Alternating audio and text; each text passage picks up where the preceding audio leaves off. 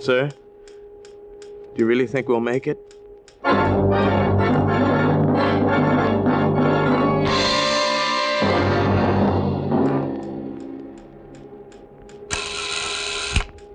Who is it? Dr. Hingston, Captain. May I come in? Sure, Sam. You weren't asleep, were you, John? No, Sam. Just sitting here thinking. Well, don't think about it too much.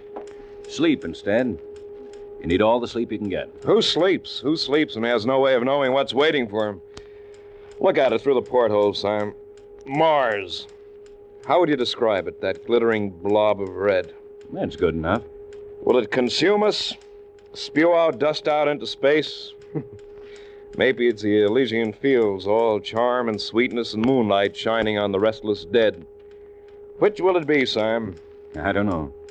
All I know is that they told me I was an expert in space medicine. At Randolph Field on a plot of ground called Texas, they told me that. That's all I know. What are you doing up? You're supposed to be in the sack. Well, I'll tell you, Captain. Sometimes a man can't sleep. That happens to me sometimes. So I just wander through the ship, check on the boys, see that they're tucked in properly. That's what you were doing with me, huh? No. I just... What made them do it, Sam? What made them volunteer? Man keeps looking for something. There are no new frontiers now, only new worlds. And there'll always be men who want to conquer them.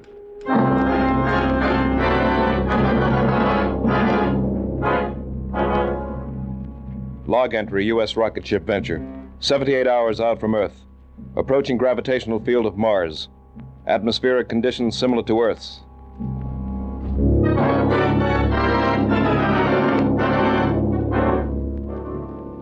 Log entry, U.S. rocket ship Venture.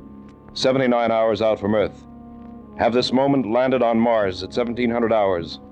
We made it. Chemical analysis indicated on ship's instruments shows air to be breathable and will sustain human life. Gravity comparable with that of Earth's. Ready, John? Yes. How are the men in sick bay, Sam? Happy? They're all right, John. You ready? First one thing. Captain to crew, your attention. We have landed on Mars. No man is to leave this ship under penalty of court-martial. Dr. Hingston and I will make a brief reconnaissance. Crew will proceed with repair of ship's hull. As you know, our ship is armed against any possible aggression. I can't impress it upon you too strongly. No man will leave this ship until Dr. Hingston and I ascertain that we are not in a hostile world. That is all. Let's go, Sam. You first, Captain. It's your honor. You, the first man from Earth to walk on Mars.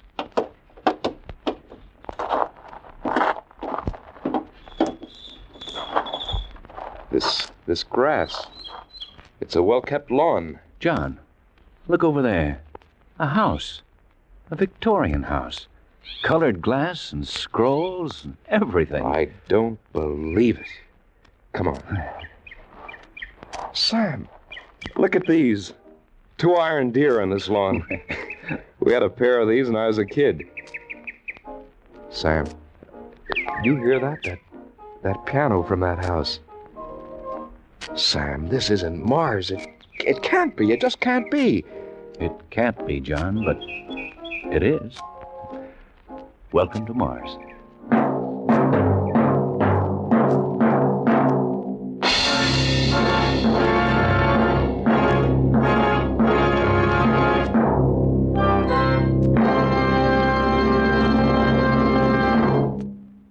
Perhaps you know that skilled research scientists have worked for many years to develop new high-octane components for gasoline. Components to give your car higher anti-knock performance and greater power. But do you know that from this research has come xylene? Xylene, one of the highest octane components in gasoline history. Now, listen. Today, every gallon of the famous Richfield gasoline contains xylene. Xylene in Richfield gasoline helps give your car new, lively pickup, new high anti-knock power, and new gasoline economy. Furthermore, there are 2 great Richfield gasolines with xylene. That means you can select the right Richfield gasoline to give your particular car the finest performance at lowest cost per mile. Richfield high-octane gasoline at regular price, especially refined for the average motor.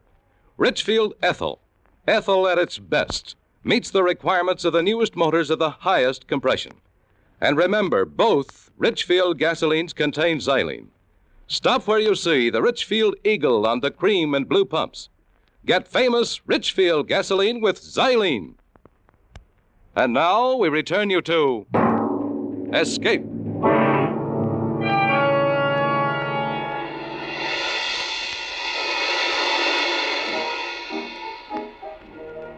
What did I say, Sam? Somewhere back there in space? That Mars was the Elysian fields, all sweetness and charm. No, John, it isn't that. It's what you see. A world like ours on Earth. And this?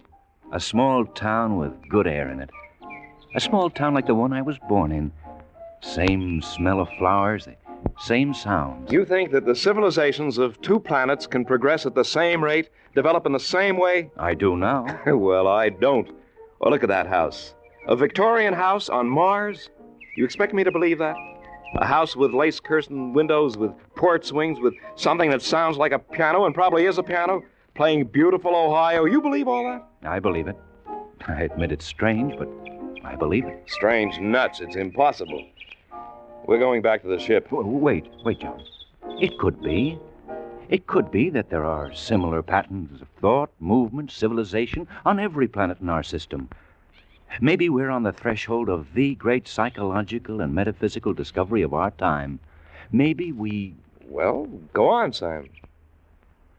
Maybe this proves the existence of God. Not everyone needs proof. I don't. But how else can you explain all this? John, it fills me with terror and joy. I don't know whether to laugh or cry. I admit it looks peaceful and cool. Pretty much like Council Bluffs, where I was born. That was a good, quiet place, Council Bluffs, Iowa. Do you see that, Sam? Do you hear it? I see it and hear it. It's there. A horse and carriage going down the street. Just suppose that by accident or something, we landed on a planet in space in another time. Suppose that this is Earth, 30 or 50 years ago. Maybe we got lost in the dimensions. What do you think, Sam? So much like my hometown. That house. That room up there with the beaded lamp near the window. When I was a kid, I used to sleep and do my lessons in a room just like that. I'd lie there in the night, and I'd be awake, and I could hear the freight trains across the river, and... John, do you hear that? I hear. Let's go. Where? We're going up to that house and ask questions. Where else? Come on.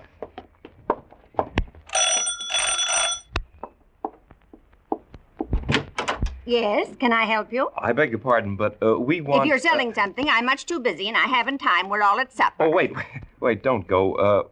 What town is this? What do you mean, what town is this? How could you be in a town and not know what town it was? Oh, I beg your pardon, but we're strangers here. We're from Earth. And we want to know how this town got here, how you got here. Are you census takers? No. What do you want, then? How long has this town been here? It was built in 1868. Is this a game? Oh, no, not a game. Look, try to understand. We're from Earth. From where? From Earth. Where's that? The Earth? What? Out of the ground, you mean? Oh, no, from the planet Earth. Come out on the porch, please, and I'll show you. No, I won't come out there. You're evidently quite mad from the sun. Let me try, John. Lady, we came in a flying ship across space among the stars. We came from the third planet from the sun, Earth, to this planet, which is Mars. Now, do you understand? You're touched from the sun, too. Go away now before I call my husband from his supper. He'll beat you up. That's what he'll do. But this is Mars, isn't it? This is Green Lake, Ohio, on the continent of America, surrounded by the Pacific and Atlantic Oceans on a place called the world, or sometimes the Earth. Go away now. Go away. Let's take a walk, Sam. Yeah. Sam? Yeah? There's something going on here. Something we don't understand. I want you to go back to the ship. If anything out of the way happens, lift the ship and get out. But, John... That's an order, Sam. All right, if it's an order. John, look. Look at that woman walking toward us. Oh, what about her? Well, she looks like... Sam! Oh, Sam, you look fine, so grown up. Sam, don't you know me? It's your grandma, your old grandma. Grandmother. What's wrong, Sam? This is a happy meeting. And who is this friend of yours? This is Captain John Black. John, this is my grandmother. Grandmother? So help me. So help me, John. This is my grandmother. She's dead. Died 30 years ago. But this is my grandmother. Well, there's no sense standing here on the street. You just come along to my house. We've so much to talk about. You too, Captain. And a friend of my grandson's is mine, too. Now, don't stand there with your mouths open. Come on.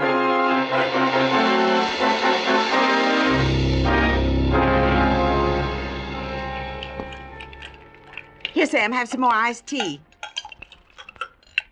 Would you like some more, too, Captain? Oh, thank you. I would. Well, here's to our health. Well, how long have you been here, Grandmother? Ever since I died. What? Don't look like that. I said ever since I died, 30 years ago. Sam. Who are we to question what happens? What's living, anyway? All I know is I'm alive again and no questions asked. Here, Captain, feel. Go ahead, feel my arm. Solid, isn't it? You hear my voice, don't you? You hear it, don't you, Captain? Yes, I hear it. Grandmother... Well, then why go around questioning? Well, it's just that we... I never thought I'd see you again, Grandmother. Mrs. Hingston. Yes, some more iced tea, Captain. Oh, no. I just want to ask you a question. Mrs. Hingston, is Mars heaven? Nonsense. No. It's a world, and we get a second chance. It's like another Earth. How do we know there wasn't one before Earth? That's a good question, John. Well, maybe we better get back to the ship, Sam. It's been nice, Mrs. Hingston. Thanks for the drink. You'll be back, of course. For supper, I mean. We're having fried chicken and mashed potatoes. Wait a minute. What's that? Excuse me, Mrs. Hingston. Sam? Sam, come here. Hey, well, what do you know, John? A parade with a brass band. But the crew, my crew marching behind the band with all those people. But they're heroes. These people are welcome as heroes. They abandoned ship. They had orders. I'll court-martial every one of them. Oh, John, listen to me. They found old relatives and friends just like I have. They had their orders. What would you have done? Obeyed orders.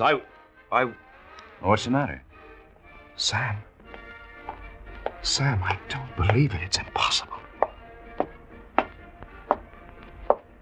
John, they said I would find you here. Phyllis. Of course, darling. Phyllis. Of course. Who did you think it was? This is Phyllis, Sam. My 10 years ago.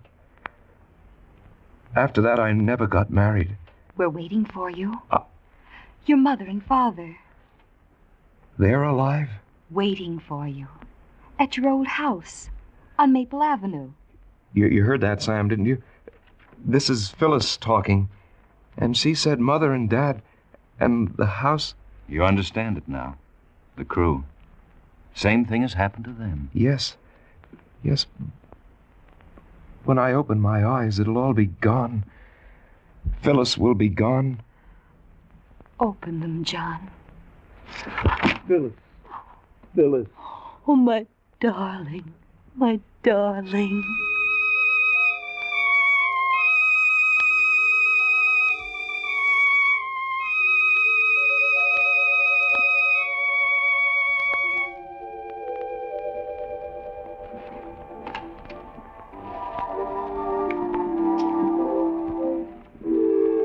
It's good to see you children dancing together again.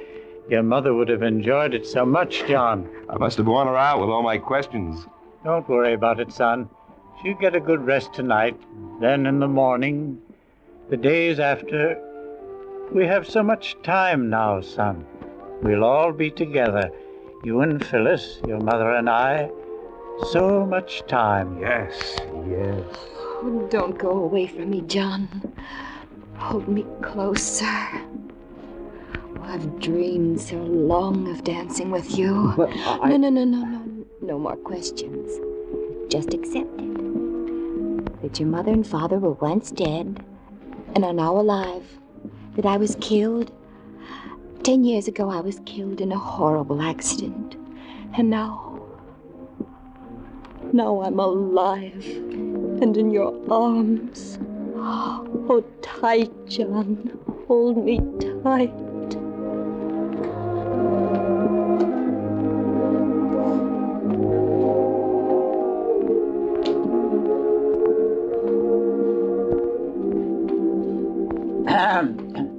Well, I think I'll run along to bed now.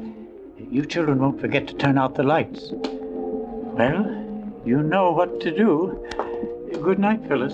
Good night, Father Black. Good night, son. Good night, Dad.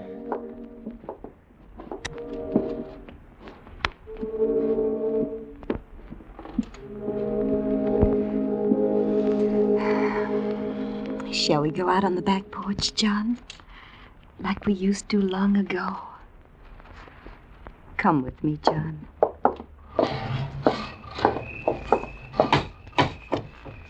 Here. Let's sit here on the steps. Remember that grape arbor? You built it. Oh, I remember you hit your thumb with a hammer, and I cried. You're very silent, John. Is anything wrong? Phyllis, I've just had a crazy notion. Suppose this were Mars. But it isn't. Humor me, Phyllis. Suppose it were Mars, and the Martians saw our ship coming and saw us inside our ship and hated us, and they wanted to destroy us, but in a very clever way. Yes? Well, what would be the best weapon a Martian could use against us with our atomic bombs, our hydrogen? John. No, let me finish. The hypothesis is interesting. The Martians would use telepathy, hypnosis, memory, imagination. Oh, John, don't question us anymore. No more. Look, suppose this town is some other shape, a Martian shape. But by playing on my memory and my desires and my wants, they've made it what I've wanted it to be. Yes. Now, suppose my mother and father weren't that at all, but two Martians, incredibly brilliant, keeping me under this dreaming hypnosis, as other Martians have done it to my men, to Sam. But me. You've had your arms around me. You've kissed me. We shared old secrets. Was that a Martian hypnosis, John? Phyllis. Yes, what is it, John? Where are you going? I've got to talk to Sam. I've got to find out what he thinks now that he's alone with his grandmother. Stay here with me, John. Well, I've got to talk to Sam. Maybe he's beginning to wonder, too. You're not going anywhere, John. Phyllis! Phyllis, no! You're not Phyllis! I was right! You're not... You're not...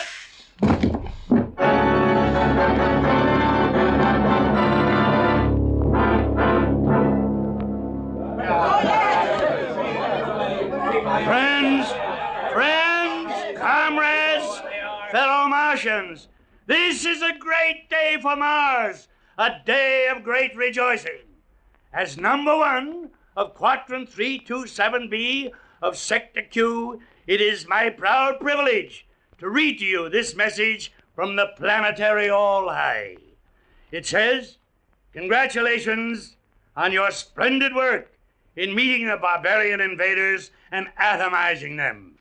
You have proven the complete efficiency of Plan A, and hereafter, mass hypnosis will become standard operating procedure in repelling any further invasion from outer space, be they submartian, from Earth, or any other creature from any other planet.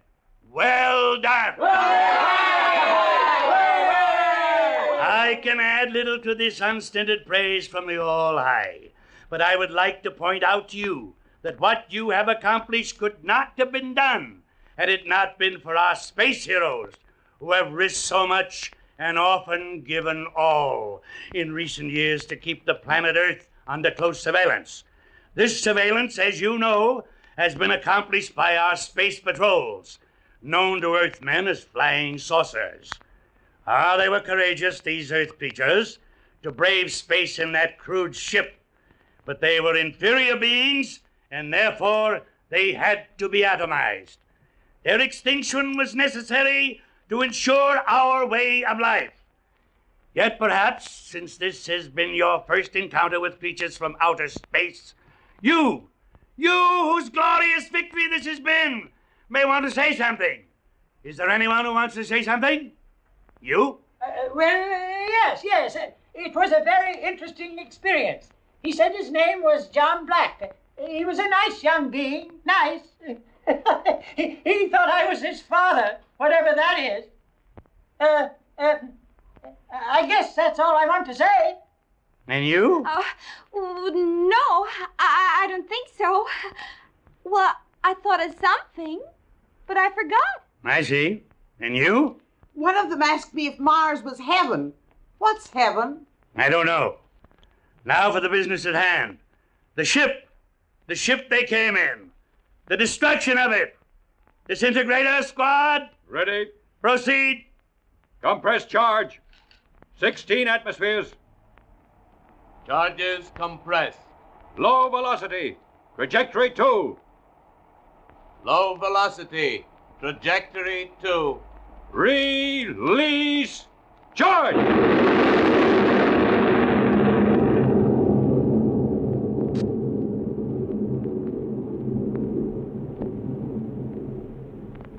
The ship they came in, it's gone.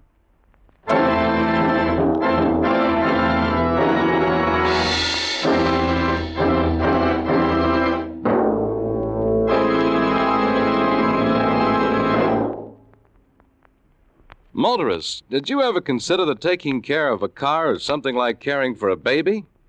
It's easier when you've got a system. And in caring for your car, the Richfield gasoline dealer has a system. It's called Richfield All-Point Safety Service. Have the Richfield dealer service your car tomorrow, because hot weather is hard on lubricants. Wear and sudden breakdown can occur before you realize there's anything wrong. With All-Point service, the Richfield dealer will change your oil to fresh, Rich Lube all-weather motor oil and give your car a careful all-point lubrication job. Chassis, differential, front wheels, and transmission. And that includes service of automatic transmissions with the new Richfield automatic transmission fluid. Richfield All-Point Safety Service also includes inspection and care of all the likely trouble spots, such as battery, spark plugs, tires, and radiator. So save time, save money with this one-stop service. Get warm weather protection for your car now with Richfield All-Point Safety Service. Look for the Richfield Eagle on the cream and blue pumps. Escape is produced and directed by William N. Robeson. And tonight has presented Mars is Heaven by Ray Bradbury. Adapted for radio by Morton Fine and David Friedkin. Featured in the cast were Jeff Corey as Captain Black, Florence Bates as the grandmother, Bill Johnstone as Dr. Hingston, Walter Catlett as number 1 of Mars, Elizabeth Root as Phyllis, Paul Frees as Peter Lustig, Ian Wolfe as the father, and Stuart Novins, who played himself. Also heard were Ruth Parrott and Ben Wright. Special music arranged and played by Ivan Ditmars. Next week. You're standing on the floor of the ocean, pronging up a fortune in sponges. But moving closer and closer to you, his huge sponge hook raised to rip open your diving suit, is a man from whom there is no escape. Next week at this time, the Richfield Oil Corporation of New York invites you to escape with an exciting story about sponge fishers in the Gulf of Mexico, as John and Gwen Bagney tell it in The Big Sponge. Be listening. Goodbye then until the same time next week when once again we offer you Escape. This is CBS, the Columbia Broadcasting System.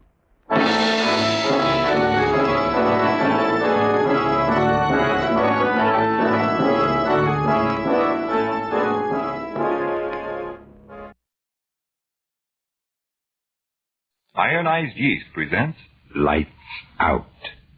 Everybody.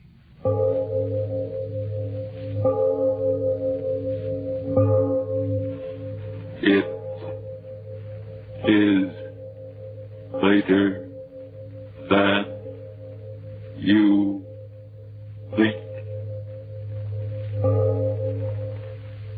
Lights Out brings you stories of the supernatural and the supernormal, dramatizing the fantasies and the mysteries of the unknown. We tell you this frankly, so if you wish to avoid the excitement and tension of these imaginative plays, we urge you, calmly but sincerely, to turn off your radio now. My name, Arch Obler. Tonight, a story I enjoyed writing for you because, well, frightening as the thought may be, it could happen.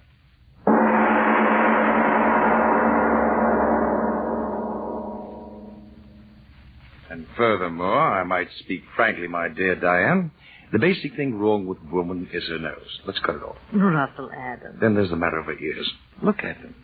Well? They're too obvious. Cut them off, too. No nose, no ears.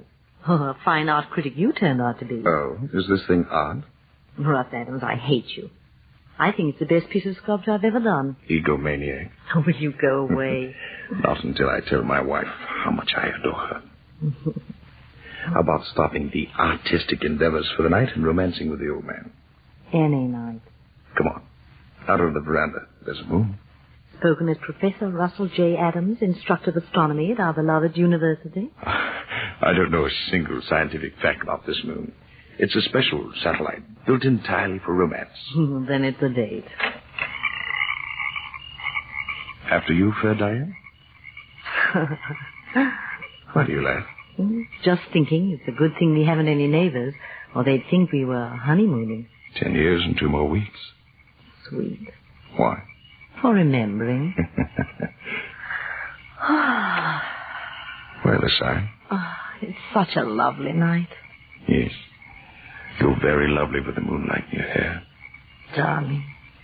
335 days out of the year, moonlight to me is just a reflected light of the sun. A light interesting only that it may be analyzed spectroscopically. But these 30 days of our vacation, Diane, oh, what a magical change. It's a soft lover's moon hanging in the heavens only to brighten your loveliness. Oh, people wonder why I can't get excited about Ronald Coleman. Coleman? Who's he? Spoken like a true professor. He's a motion picture star. An absolute paragon of romance. Oh, well, perhaps I shouldn't neglect my movie-going. Oh, so much I mean. With such paragons to teach one. You do all right. Oh, Russell. What's the matter? I saw the brightest shooting star. Is that all? The way you gasp, I thought you saw the angel of death himself galloping over those meadows. There's another one. Look, Russell. My dear, for 11 months out of the year, the heavens have my full and undivided attention.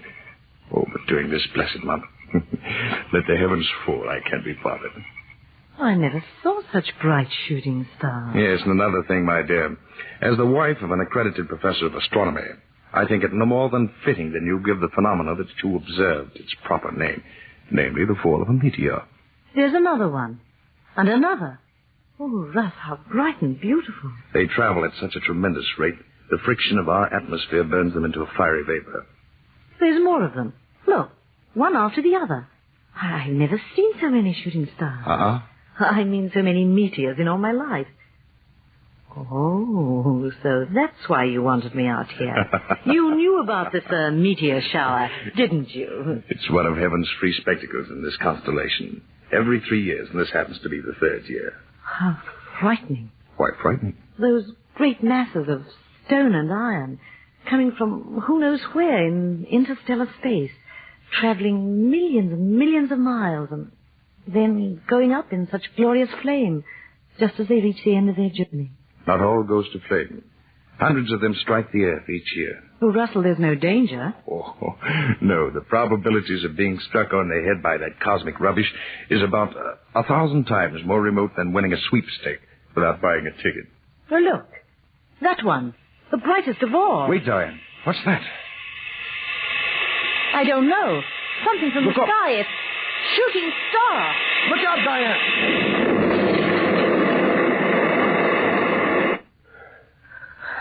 Right. All right, dear. Everything's all right. What? How? A meteor. Must have landed out in the field there. Here, let me help you. You all right, dearest? Yes, I'm all right. Russ, where are you going? Out there. Where it must have buried itself. Wait here. I'll be right back. No, I'm going with you. All right, if you want to. Oh, Diane, what an experience we've had. The one chance in a million I spoke about almost occurred to us. But Russ, was it really a shooting star? That explosion like a bombshell? A bombshell of the universe. What will we find out there? A fragment of the meteorite, I hope. But it'll burn. No. All of its heat will have been dissipated. Then again, it may have exploded into 1,000 minute pieces. I pray to heaven that it hasn't. I'm afraid. No. The danger's all over. Here. The moon's so bright. If any of the mass landed, I should be able to find the torn ground where it smashed through the turf. Oh, please, darling, let's wait until morning. No, I must find the thing at once. The moon gives plenty of light. From the brightness of the flash, I'm positive that the meteor landed someplace right in here. I'll tell you. Look. What? The turf, all torn up. This is the place. Russell, are you mad? Get up off the ground. Right here. It must have struck a glancing blow off the brow of the ridge. I've got it. What? A fragment of it. Still warm. See? No larger than a baseball. All that was left of it. That's a meteor. A meteorite. All that's left of the meteor that burned and exploded. What a find. Drop it, Russ. What are you talking Throw about? it away. Here, come back to the house.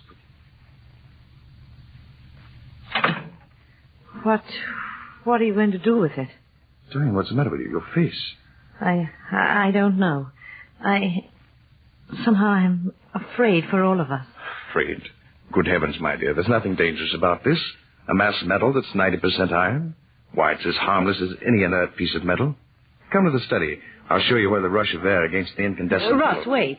Huh? Someone's crying. Yes. I'll go and see. It's Helga. Oh, Helga, you poor thing.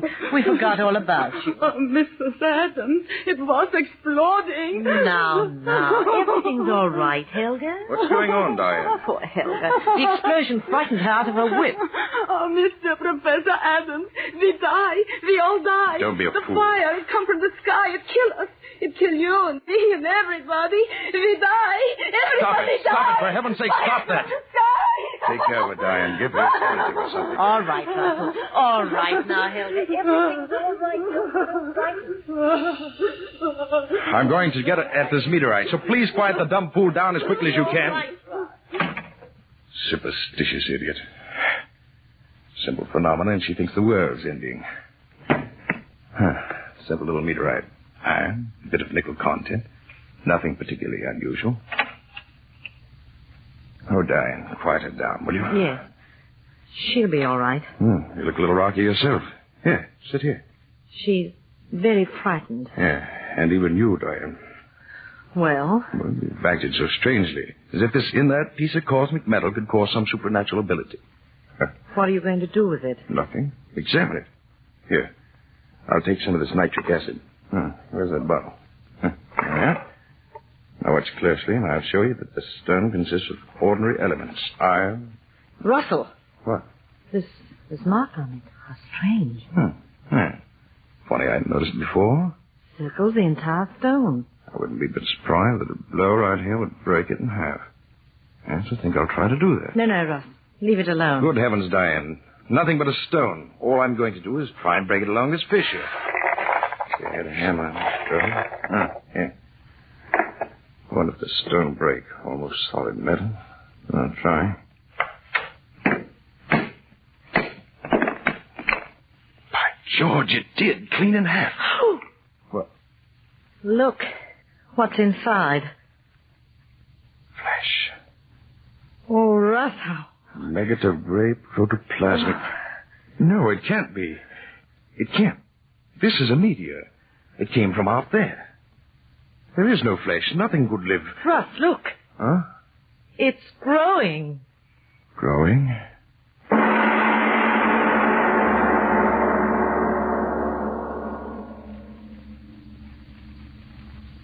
Ladies and gentlemen, a shooting star flashes out of the sky and falls to Earth. And in it something living from out of interstellar space. Yes, this is the time to take a breath before going on with tonight's Lights Out play, the story of Professor Adams and his wife and the thing from out beyond our world. A meteorite had fallen, and Professor Adams had broken it open, and there was a gray nugget of flesh inside, which, even as the professor and his wife stood watching, began to grow.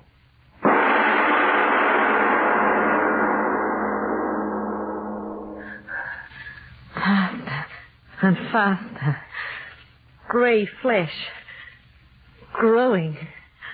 Russ, I'm afraid. No, Diane, no. Wait, control yourself.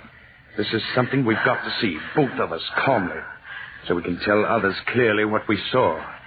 I'll try. Russ, keep your arm around me. Larger and larger. Listen, the noise as it grows. I hear it.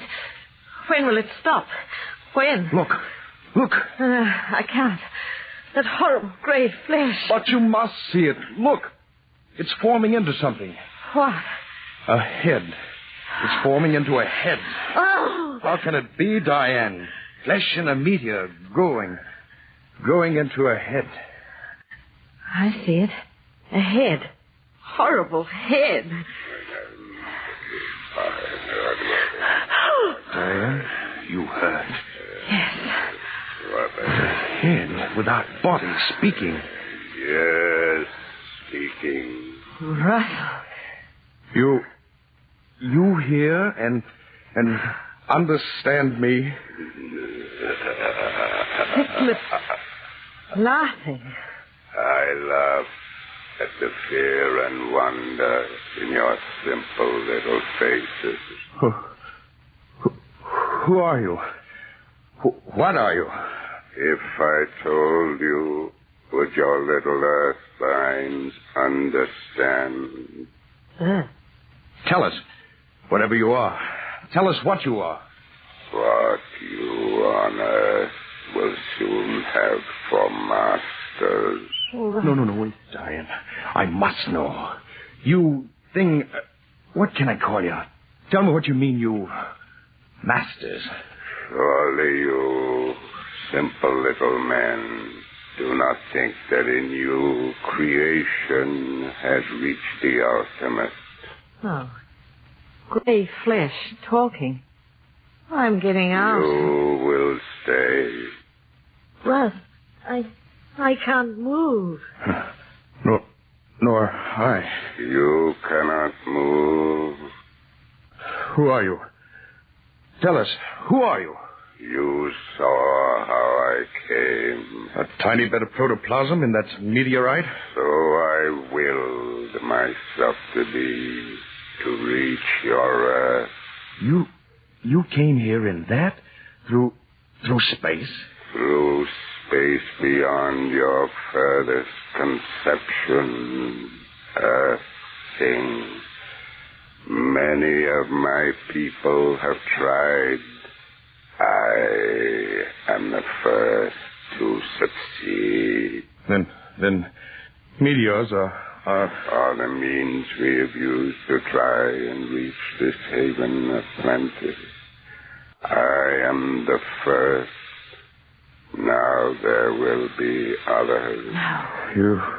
You're from another planet? An old world. Old beyond your understanding. A world grown cold in its age. Empty with passing years. We must escape to a young, fertile world. This world. But you're only heads. Heads without bodies. Oh, Russ, I'm so afraid. No, please. I must hear him speak. This that is happening to us is a miracle of all times. Tell me, you there, are you only heads in that world you speak of? Heads. You see what I will you to see. But what are you? A mind and a will beyond your feeble understanding. As far above you as you are above the apes that still must crawl in your jungle. But how can it be that you speak as I speak and understand what I say? Your prattling wearies me, but I tell you this. All that you say, I know. The most profound thought any of you earth things have ever thought is to me as the babbling of children. But now I am hungry. You understand and that little thing. Hungry? Hungry? Hungry with a hunger that has driven me over space without ending. Hunger that has brought me here. But what do you eat? You will know. What do you mean? What food could there be here to fill the hunger of such as I?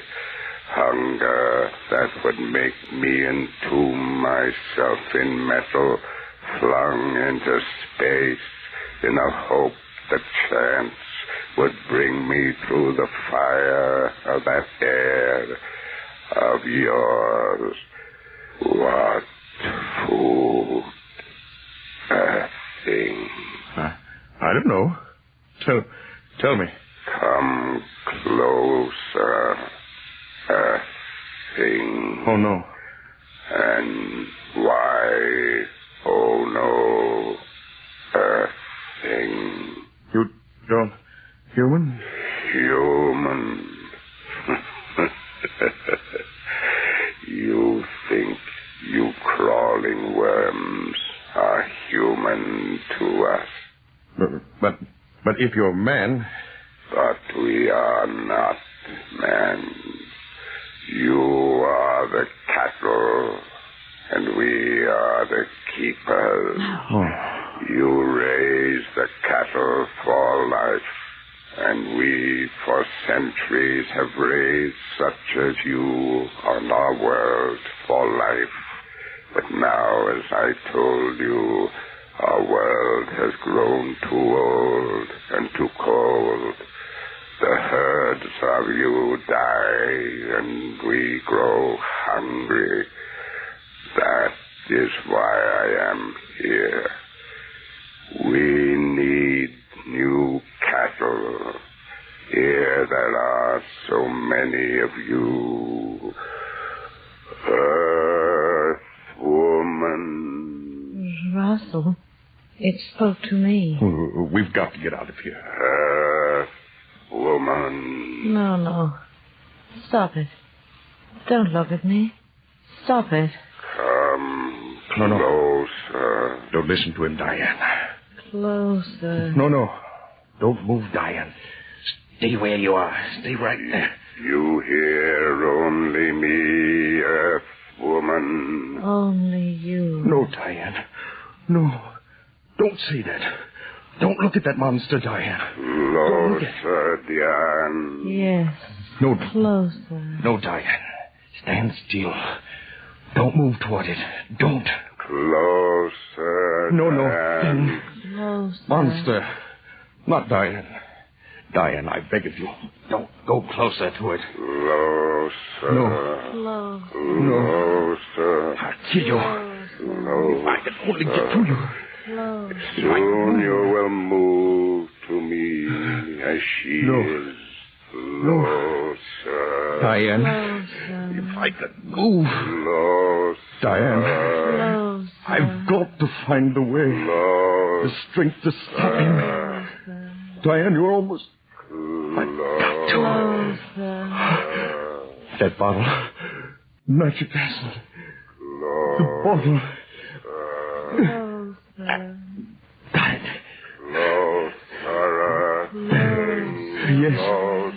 Yes, close to you, monster. Take this.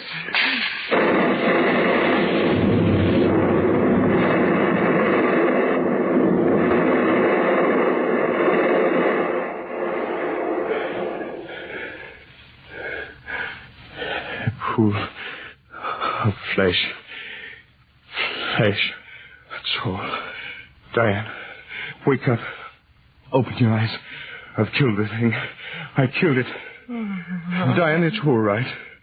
Russell. I've killed it. Diane, look. Outside it's still dark.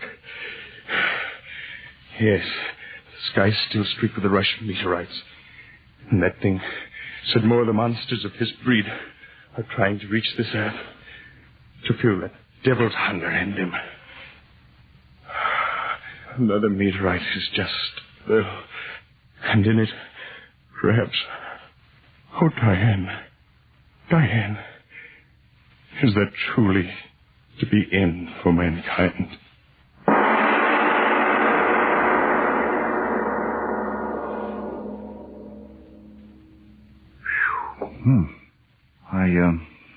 Mr. Obler, will the end of the world come that way? Well, Frank, if you mean will the end for mankind come out of interstellar space in the form of a flying meteor, well, there are some mighty interesting theories along that line. The amazing thing about it, Frank, is that there are so many logical and thoroughly possible ways in which the entire tribe of mankind could be wiped off the earth at any moment. I'm not talking about famine or what's close to all of us, war. I mean other ways. A star moves into our darkness from somewhere out there in the blackness of interstellar space, and the pull of its presence might turn our spinning globe headlong into the sun. In a split second, all of mankind, all his buildings, wonderful possessions, his precious little pile, would go up in a flash of fire. Or, out of the sun itself, the very source of our life, as we all know, could shoot a long stream of explosive flame that would curl around us and again, well, so quickly that no man would know what had happened. In split seconds, this earth would be a charred, uninhabited spheroid. Yes, when one stops to think what a tiny little grain of sand this haughty world of ours actually is in the dark sea of space, and when we realizes how precarious little mankind's hold is on this earth, the spectacle of man's inhumanity to man becomes a cosmic joke. Well, all of those things are certainly interesting to think about, Mr. Obler, but tell us now what's going to happen next week. Next week, ball's treaced. No, that's not a dance, it's a story of chance. That unpredictable chance that makes one man a saint and the next man a Hitler. The flip of a coin, the turn of a card, the bend of a road. I think you'll like what we have to offer you, but as usual, next week. Lights Out will come to you again next Tuesday at this same time. Be sure to listen to Arch Obler's weird story of Valse Triest.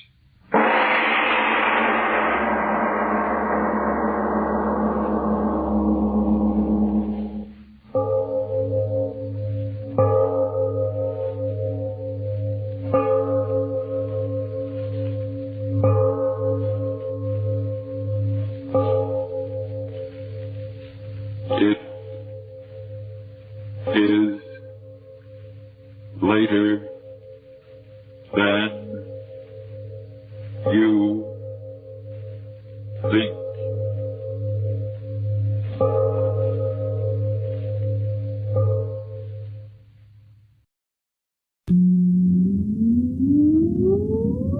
Countdown for blast off. X minus 5, 4, 3, 2, X minus 1, fire.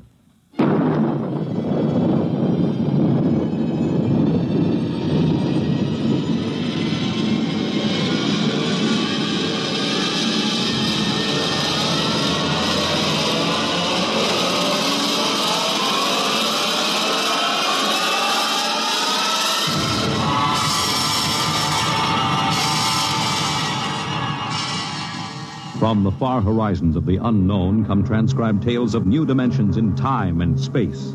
These are stories of the future, adventures in which you'll live in a million could-be years on 1,000 maybe worlds. The National Broadcasting Company, in cooperation with Street and Smith, publishers of astounding science fiction, presents X minus 1.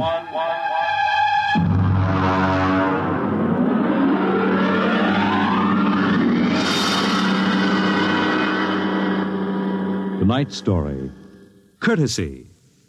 This is the story of the second expedition to the planet of Landro.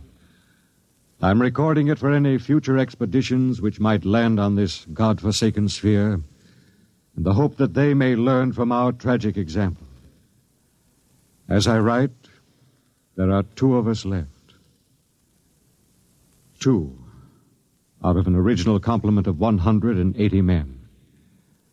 One of us, myself, will be dead in less than 23 minutes. As for the other, heaven have mercy on him, I do not know.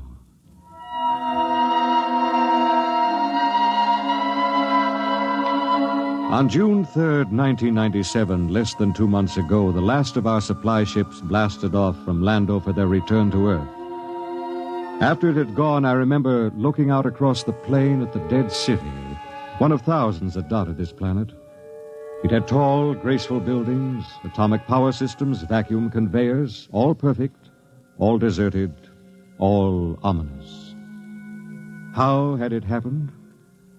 The best guess was that the plague had frightened the original inhabitants of the planet so that they'd piled into rocket ships and headed for some distant planet. I often wondered why a civilization so advanced as Landro could not find a serum to beat the plague.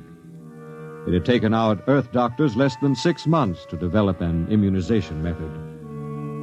Well, maybe those aborigines back in the hills knew the answer. That strange, ugly little people who had taken to the caves the day we landed. I was thinking these things when something happened that gave me the shock of my life. Good evening, Captain. Oh, what brings you here, Doctor? It's the matter of the serum, sir. Oh, what about the serum? It's no good. No good? It's too old. 10 years too old. Didn't you examine it? Yes, I did, but, well, my eyesight has been failing lately. Are you aware, Doctor, that the last supply ship has returned to Earth? Do you know we'll have no more contact for 2 years? Just, how long do you give us? Well, the present immunity will last a week or so.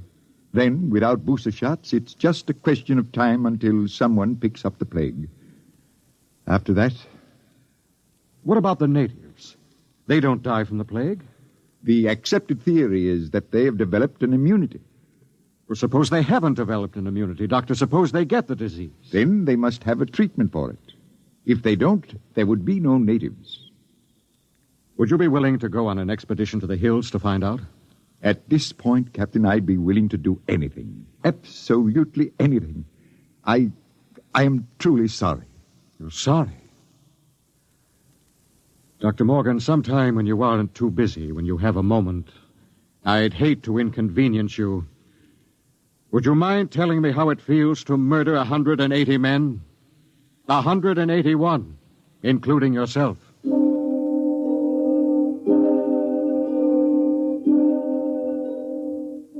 I did a lot of thinking after Dr. Morgan left my hut. It was still unreal for me. After all, the planning of an expedition was no simple thing. You put into it the result of years of training and experience, years of study at the academy, years of learning how to handle men and natives. Every man on my crew was hand-picked for his skill. And yet, a simple thing like a myopic surgeon misreading a label could blast the whole thing. Yes, it was a shame. And I did the only thing I could think of. I yelled for Bat Ears Brady. Brady! Get your carcass in here. Take the lead out. Okay. Well, what's up? Sit down, Bat Ears. You got trouble, Kev? We got trouble. What? The serum's no good. What? Morgan forgot to check it. It's 10 years too old. Holy jumping snails. You're going to court-martial that? Wouldn't do much good. We'll all be dead pretty soon unless somebody figures something out. Well, what are you going to do, Kev? Well, there's only one chance. One chance in 10 million. What? The natives. Them cave rats. What good can they do us? Well, they don't get the plague, so maybe they know a cure. Okay. Let's get a few of them and beat it out of them. That's why you're here. Shoot.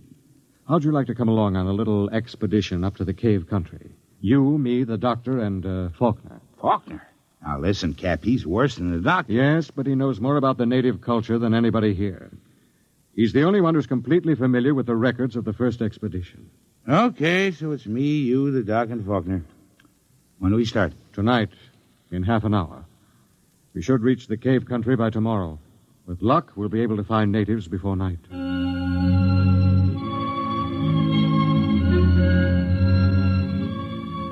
Benny Faulkner was the expedition anthropologist. One of the most unfortunate-looking individuals I've ever met. An ugly man with large ears and a big nose. His body was small and consumptive. But he had a good brain. And he was the best anthropologist the Interplanet Institute could recommend. He and Dr. Morgan were the only two civilians on the expedition. We set out, and after several hours hard walking... Cap. Now, what is it? Don't look now, but very slowly turn your eyes to the right and look behind that big yellow rock. Okay. You see anything? No? Well, keep looking. Don't stop walking or let on. Okay. There. Yes, it looked like a shadow or something. It's one of them gimpos. He's been following us now for almost an hour, dodging in and out behind the rocks. Shall I bring him in? No, not yet. Just pretend you don't see him. Tell the others, if they notice, to show no fear. There's nothing will start these simple-minded cavemen like fear.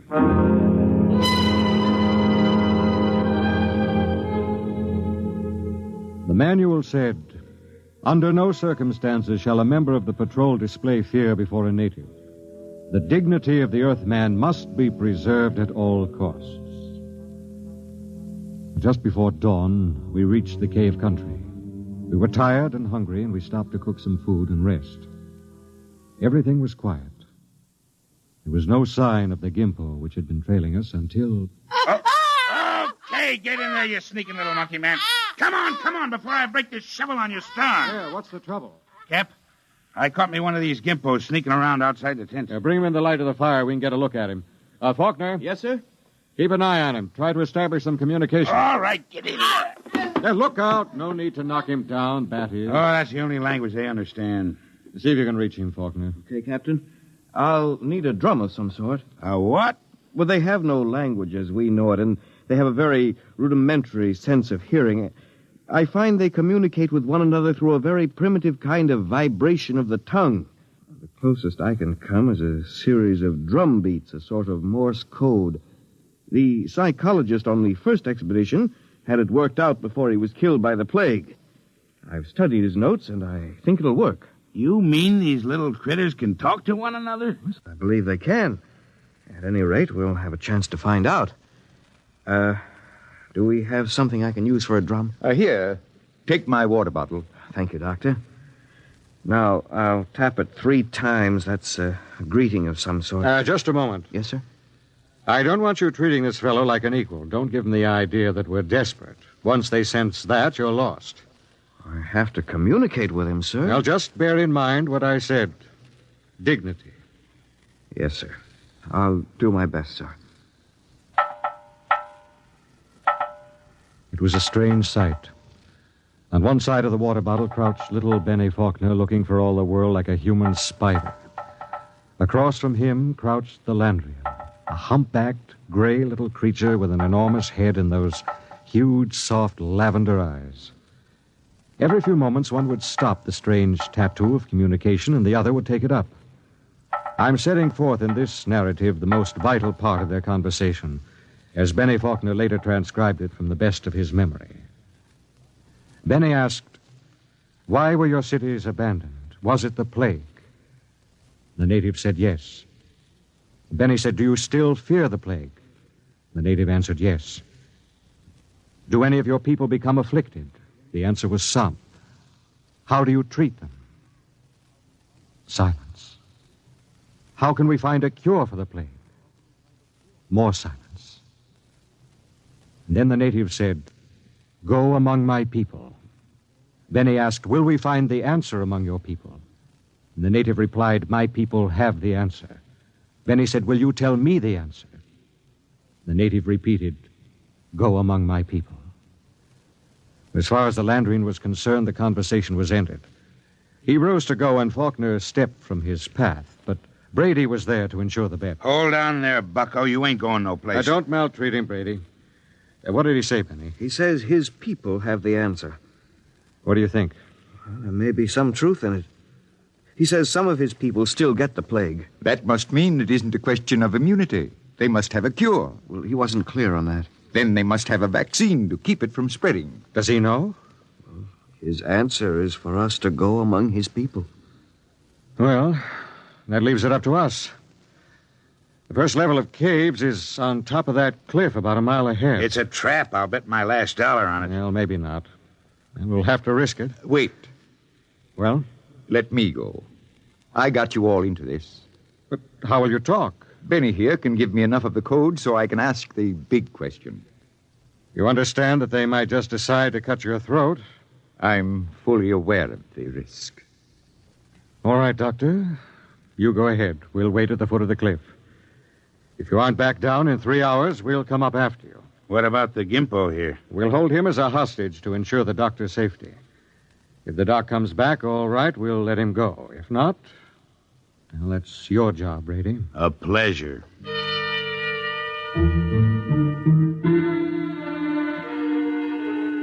It took Dr. Morgan about an hour to pick his way up the side of the cliff to the first of the openings where the Landrians lived. He waved to us before he entered the mouth of the cave, and we waved back. And then we settled down to wait. It was a long, long wait.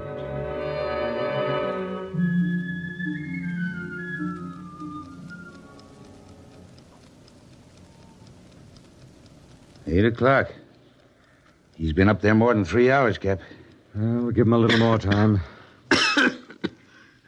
It's getting colder. Yes, keep that fire going. How much longer are you going to wait, Cap? Oh, we've got lots of time. You'd think we'd have heard of something by now if they was going to knock him off, I mean. No, not necessarily. Hey, wait. Look, up on the cliff. That's him, all right. Hey, what's he running for? Oh, no, he looks scared. That crazy fool, if he don't look out... Doctor! Dr. Morgan, look out! Look out!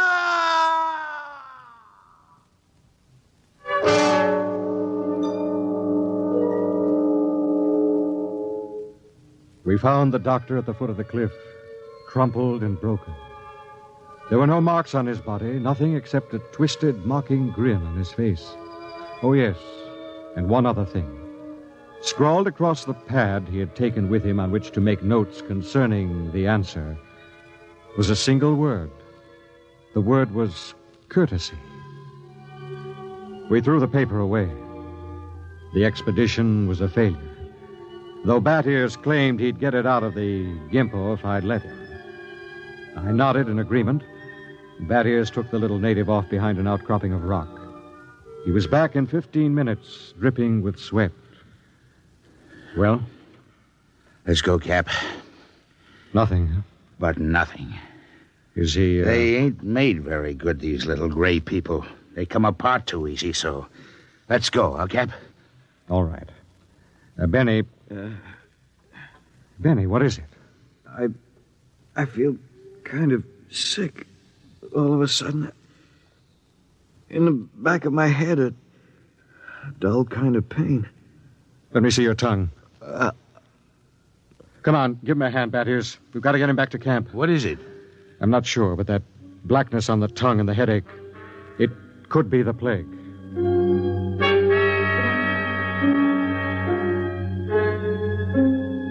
By the time we got Benny Faulkner back to camp, he had the red spots on his body, and then the fever began to rage. It was the plague, no mistake about it. Before morning, Collins, the supply sergeant, had it. Then it was Peabody. After that, the men went down like 10 pins. Then one morning, Bat Ears Brady dragged himself into my tent and sat down. The lines in his face told me the end was coming pretty fast. Sit down, Brady. Well, what's the count? 6 left. We buried the chaplain today. Got anything to drink? Sorry, I'm all out. How about a cigarette, then? You got a cigarette? Yeah, sure. Here. How's Faulkner? I don't get it. He's still alive. Still alive? Yep. In fact, he's getting better. He's sitting up. Holy mackerel. Oh, this is a good cigarette. It's like any other. No. This one's different, Cap. This is my last. What do you mean, Brady? Take a look at my tongue. See? Little black spots.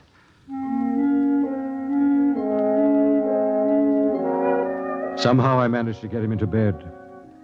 He was already raving when I gave him the last of the morphine. It was incredible. Big, brawling, bat ears Brady, a tower of strength, lying sick and whimpering on a cot. When he died, I went out on the moors to think. The sun was a dull red glow. Cold breeze whipped up. But somehow I couldn't forget Faulkner. Why should Faulkner recover from a plague from which no man has ever recovered? Surely there must be a reason. Nothing happened without a reason. I turned and went back to see Benny Faulkner. Hello, Captain. Hello, Benny. How are you? Pretty good. I got up and walked a couple of steps today. How goes it? Brady's gone. Oh. I just buried him. Listen, Benny, there must be some reason why... Well, there's nothing strange about me, nothing different from any other man. There must be. You survived the virus. Oh. Look, Benny, I want you to tell me everything you know about yourself, everything you can remember. Because somewhere in your makeup is some little thing that makes the difference. If I can find that thing, then maybe I can do something to save myself and the rest. Even if I can't, at least I can leave a record for any future expedition that comes to Landro. Okay? Okay, Captain. Where should I start? At the beginning. I'm going to take notes. Well, I was born on the 2nd of July in 1971. My parents were ordinary people. My father was...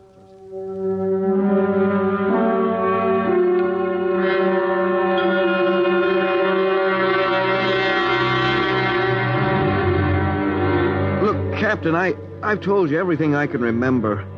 3 days now you've gone over me, pawed me, questioned me. What else can I tell you? Benny, let's go over that last part once again. Where should I start? Take it from where the native started to walk away. You stepped out of his path, and Brady grabbed him. Okay, so I stepped out of his path. Why? What do you mean, why? Why did you step out of his path? Why not? Courtesy, I guess.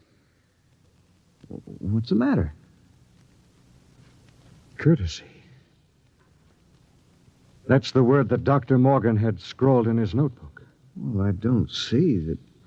I don't either. Tell me, Benny, why should you want to be courteous to a native? Why not? What about maintaining your own dignity? Are you talking about dignity or arrogance? I don't know. Benny, listen, maybe we were all wet in our deductions. Maybe these cities here on Landro weren't deserted centuries ago. Maybe these little people up in the caves are the same people who used to live in those big cities. Why would they leave? Maybe they found out the big cities weren't the answer. Maybe they found out that civilization doesn't necessarily bring happiness. So they just packed up and left, returned to the simple life. No, it doesn't make sense. You're forgetting the plague. What is the plague, Benny? Well, I don't know. Is it a virus? I don't think they ever found out. You know what I think? What? I think the plague is nothing more than what we know as greed and arrogance. Captain, you're going off your rocker. I think maybe we're in line to die. Serum was good. In fact, I don't think the serum had anything to do with it. Oh, I never heard anything as crazy, fantastic in my life. No? Well, I think I'll go back to my tent and finish writing the report. I am beginning to sweat a little. Captain, maybe it isn't the plague. It is. I've seen it too many times to kid myself about it. Maybe hot compresses or something. No, Ben. Listen, Captain, you don't believe that junk about courtesy, do you? I mean, that's a lot of nonsense. You must know that. Holy mackerel, Captain. You do believe it, don't you? Good night, Benny. I think I'd like to be alone for a while. Okay. Good night, Captain. Maybe the supply ship will be early. You can probably stick it out. Sure. Good night, Captain.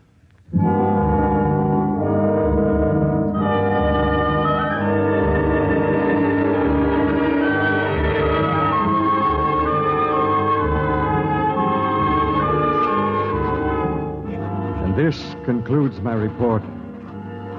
I'm turning it over to Benny Faulkner in the hopes that he will be able to transmit it to any other expedition commander who contemplates exploring the planet of Landro. The fever is beginning to mount now. My hands tremble as I write. The end should not be far off. There's little question in my mind as to what it'll be. You see, I didn't have a chance. I stepped out of no paths. I showed no courtesy.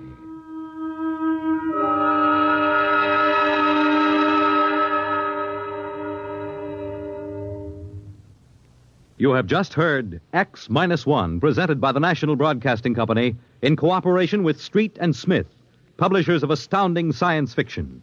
Tonight, by transcription, X-1 has brought you Courtesy, adapted for radio by George Lefferts from the story by Clifford Simad. Featured in the cast were Brett Morrison as Captain Ira Warren, Arnold Robertson as Battiers Brady, Edwin Jerome as Dr. Morgan, and Bill Griffiths as Benny Faulkner. Your announcer, Fred Collins. X-1 was directed by Ken McGregor and is an NBC Radio Network production.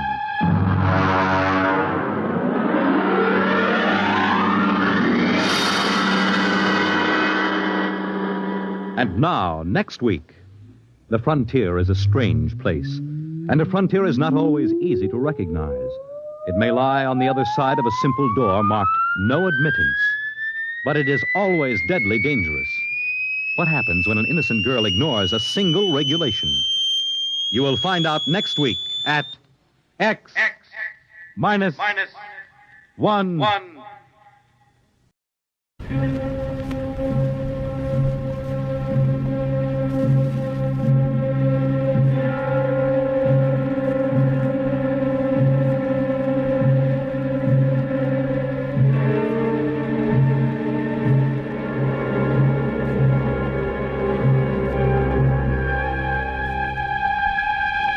Orbiter X.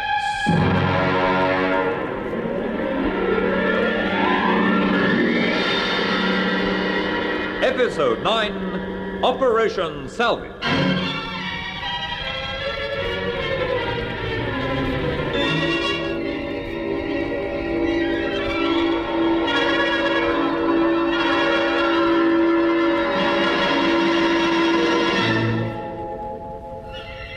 A 1,000 miles above the surface of the Earth, Bob Britton, Mac, and flight engineer Hicks are marooned aboard the workshops of the space station Orbiter X.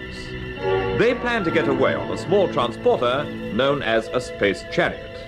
If they can reach their damaged ship, which is traveling in orbit, they hope to repair it and return to CSP headquarters at Woomera.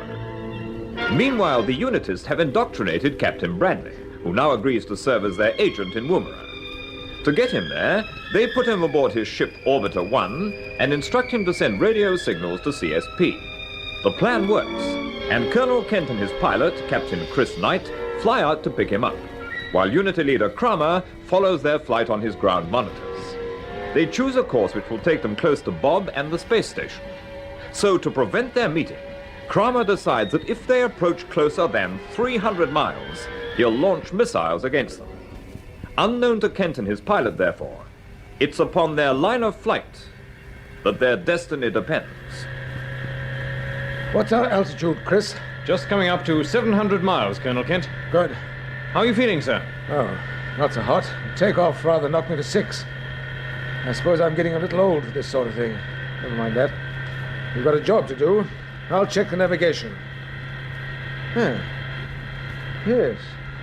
We stick to our present course, we'll be passing very close to the space station components. That's right. They'll be more or less in our path. In fact, you can just make them out on the radar screen now. We're converging with them pretty fast. No sign of Bradley's ship yet? No, not yet. Then the small blip we see on number 3 scanner must be Orbiter 2. Yes, I think it must be. I'll check that with CSP. Hello, this is Special Mission calling CSP. SM calling Commonwealth Space Project Woomera. Hello, SM. CSP answering you. Control, there's an object bearing from us QY7GS04. Can you identify, please? The range is approximately 3,000 miles. Right. The trackers are checking for you now, sir. Thank you. Oh, Colonel Kent, I've just been given a report here. It's from the Minister of Astronautics in Canberra. He says everything's okay. And he wishes you good luck in a successful mission, and he's standing by for more information as it comes in. Good. Give him my compliments and tell him I'll keep in touch through you. Okay. I've got that answer to your query now, sir. That object you were asking about is Orbiter 2. Yes?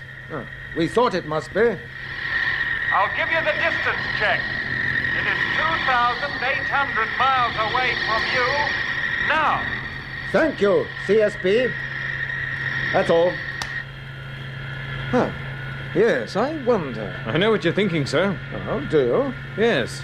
If Jack Bradley's managed to hold out aboard Orbiter 1, isn't it just possible that Britain or some of his crew might still be alive in Orbiter 2? Exactly. But the last time we heard from Bob, he had oxygen for about an hour. Well, Brad's found a method of tapping the oxygen in the fuel tanks. The others could have done the same. If they have, why haven't they called us? We can only find the answer to that by changing course and boarding them.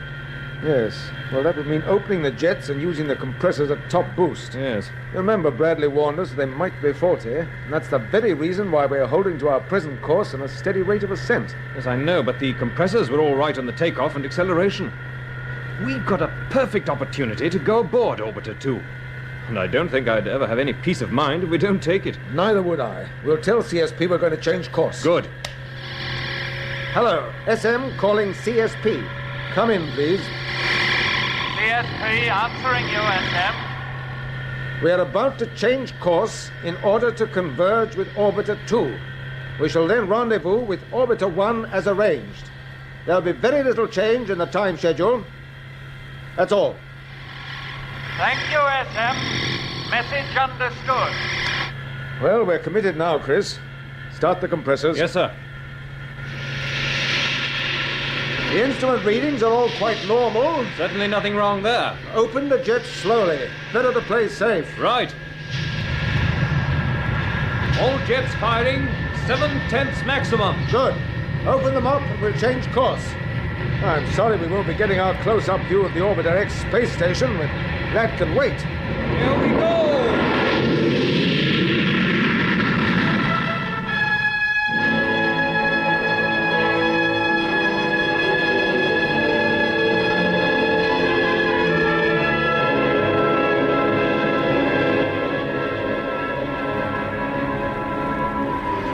We're away from Orbiter X now, chaps. If we've left anything behind in the workshops, it's too late to turn back. I think we've got everything we shall need, Bob. It's a pity we can't have a picture of ourselves right now.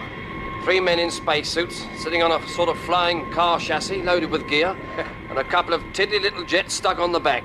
Talk about the satellite brothers. That's just what we will be if these jets pack up. No, they won't. In fact, we can cut them for a bit and give them a rest. We don't want to burn them out.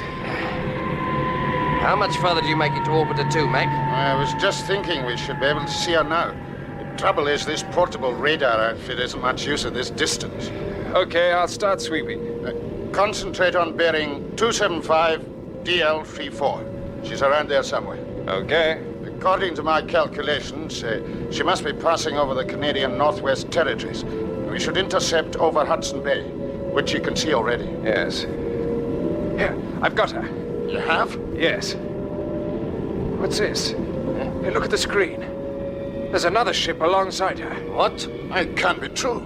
Must be a double image. It isn't, you know. It's a ship, all right. The Unitus must have decided to check up on the old orbiter. I must have. What shall we do, Bob? We must sheer off. Open the jets. I'm turning well away to starboard. Okay, that'll do. Cut. We'll keep our distance and hope they don't spot us. They're not likely to, unless they're on the lookout. We're a pretty small target. What beats me is why should Cram and his mob suddenly choose this particular moment to make their check? I think the explanation's simple enough. They were probably on their way back to join us at the space station. And this happens to be the time when the ship and the station orbits are closest to one another. They saw the ship very near to them. That was that. I don't imagine they'll stay there long. I hope not. We don't want to stay in our spacesuits long. Even when we do get aboard, we'll have to work in them until we've patched up the hull and made it airtight. Yes. As far as I remember, the fractures weren't too bad. The thing would be for you, Mac, to get straight on with that job, while Hickey and I start fitting the new jets. Good idea. And I can help you with the compressor. Yes, that's it. At least we can't call it heavy work. The compressor may weigh about half a ton on the ground, but up here I can push it around with my little finger. Make sure you're anchored to something solid. Otherwise, you'll be the part that's pushed. Yes, thank you very much, Bob. Yes. All right. Look at the screen. The Unity ship's moving off. Yes, you're right, it is. Oh, thank goodness for that. Shall we get back on course? No, hold on. Watch the screen. If Crum and his friends are going straight to Orbiter X, they'll be coming in our direction. Yes, that's a thought. But they don't seem to be. No, they're going the other way. Yes. I wonder why. Well, maybe they've decided to have a look at Brad's ship while they're at it. Yes, maybe they have. The main thing is they haven't seen us. All right. We've got a lot of work to do. The sooner it's done, the sooner we'll be back with Colonel Kent and the boys again. You can open the jets now, Hickey. Give them all they've got. Okay.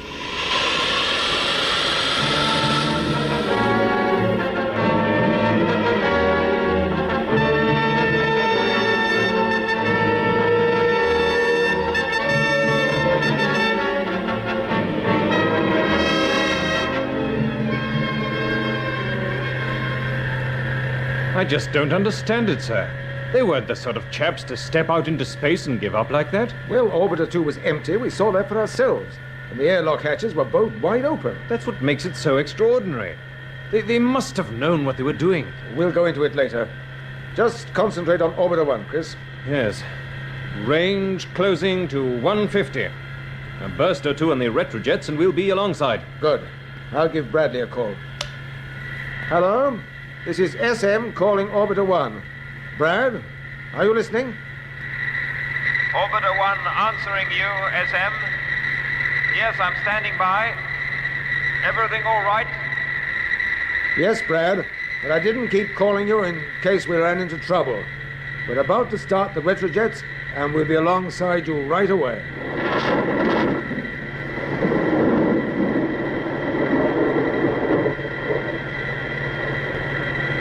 I can see the ship through the observation ports now.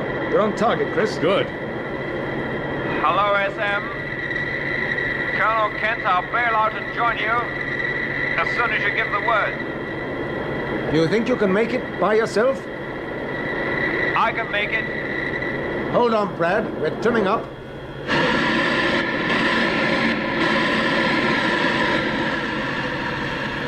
Ah, how's that, sir? There's about 20 yards between us. First class. You might call it beginner's luck. I didn't say anything, but for a split second on the run-in, I thought I was going to ram Orbiter 1. He's been rammed already. Do you see the damage to his starboard jets? Yes, I do. We'll have to come out here again and make a thorough examination.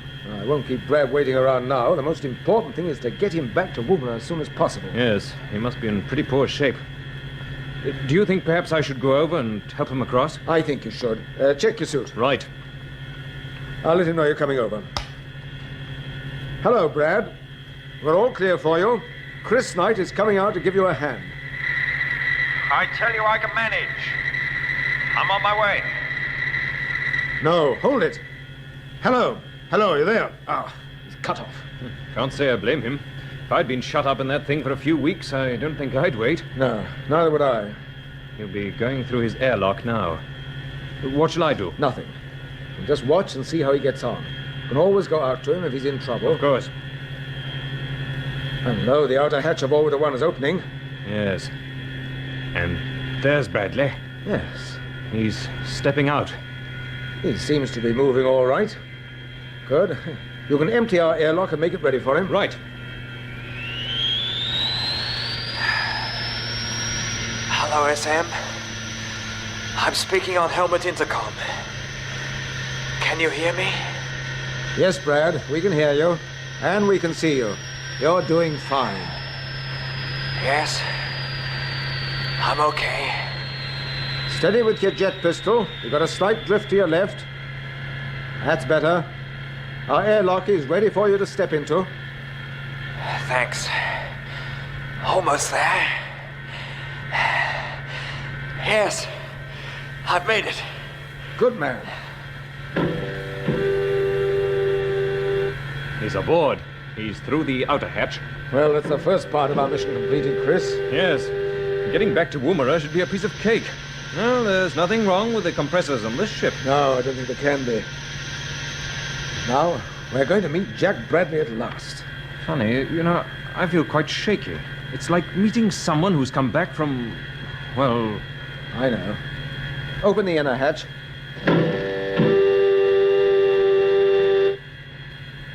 Brad. Get his helmet off, quickly. Right. Oh, poor chap, he looks as if he's practically dead on his feet. Yes. I made it. Yes, you made it. You're safe now. Chris, turn on the small oxygen cylinder and hold the tube close to his mouth. Okay. Keep him steady while I see to the rest of his suit. I've got him. Oh, funny, it never occurred to me until now that when a man collapsed out here, he'd stay more or less upright. Now you know. I'm all right. Yes, well, now don't worry. But what happened to that leg of yours? I don't know. I can't remember. Give me a drink or something. Of course. I'll get a squeeze bottle for you. You'd better lie down now, Brad. I'll help you over to one of the contour seats. All right, all right. I can get there myself. Steady now. I'm all right, I tell you. I can take it. Oh, but you don't have to anymore. Try and relax. Here's your drink, Brad. What is it? Coffee. Oh, that's fine, thanks. It's good of you to come out for me. The radio packed up, you see. And after I repaired it, I kept trying to get through to you. And of course, we didn't hear anything until the interference lifted. Then we came straight out. You weren't the first one. You mean you saw Britton when he came after you? No, I never saw him. What? Was he out here? Yes. And he never came back. Oh. I'm sorry, that's bad. Brad, what did you mean when you said we weren't the first? I saw plenty of ships. Big, beautiful ships. They'd come alongside and tempt me to go out to them. I tried it a couple of times, but whenever I opened the outer hatch, they just melted away. They were all in my imagination. Then I remembered Wilson and I stayed in the cabin. I stayed with Carter until I couldn't stand his stupid, lifeless grin anymore, so I put him out through the airlock with his jet pistol fixed to him and working. And away he went. I see. Brad, are you quite sure that all those ships were in your imagination? Is there a chance they might have been real? Now listen, Colonel Kent, who's round the bend, you or me? I've done a lot of flying. I know when I'm seeing things and when I'm not. Of course. We won't worry you with any more questions. We want to get you back to Woomera as soon as possible. Do you know what it means? Do you think you can stand up to the jet thrust, or shall we wait a bit? No, let's going. I want to feel the ground under my feet again. All right, fasten your straps. Chris, start the compressors and we'll move out of orbit. Yes, sir. Taps open. Here we go.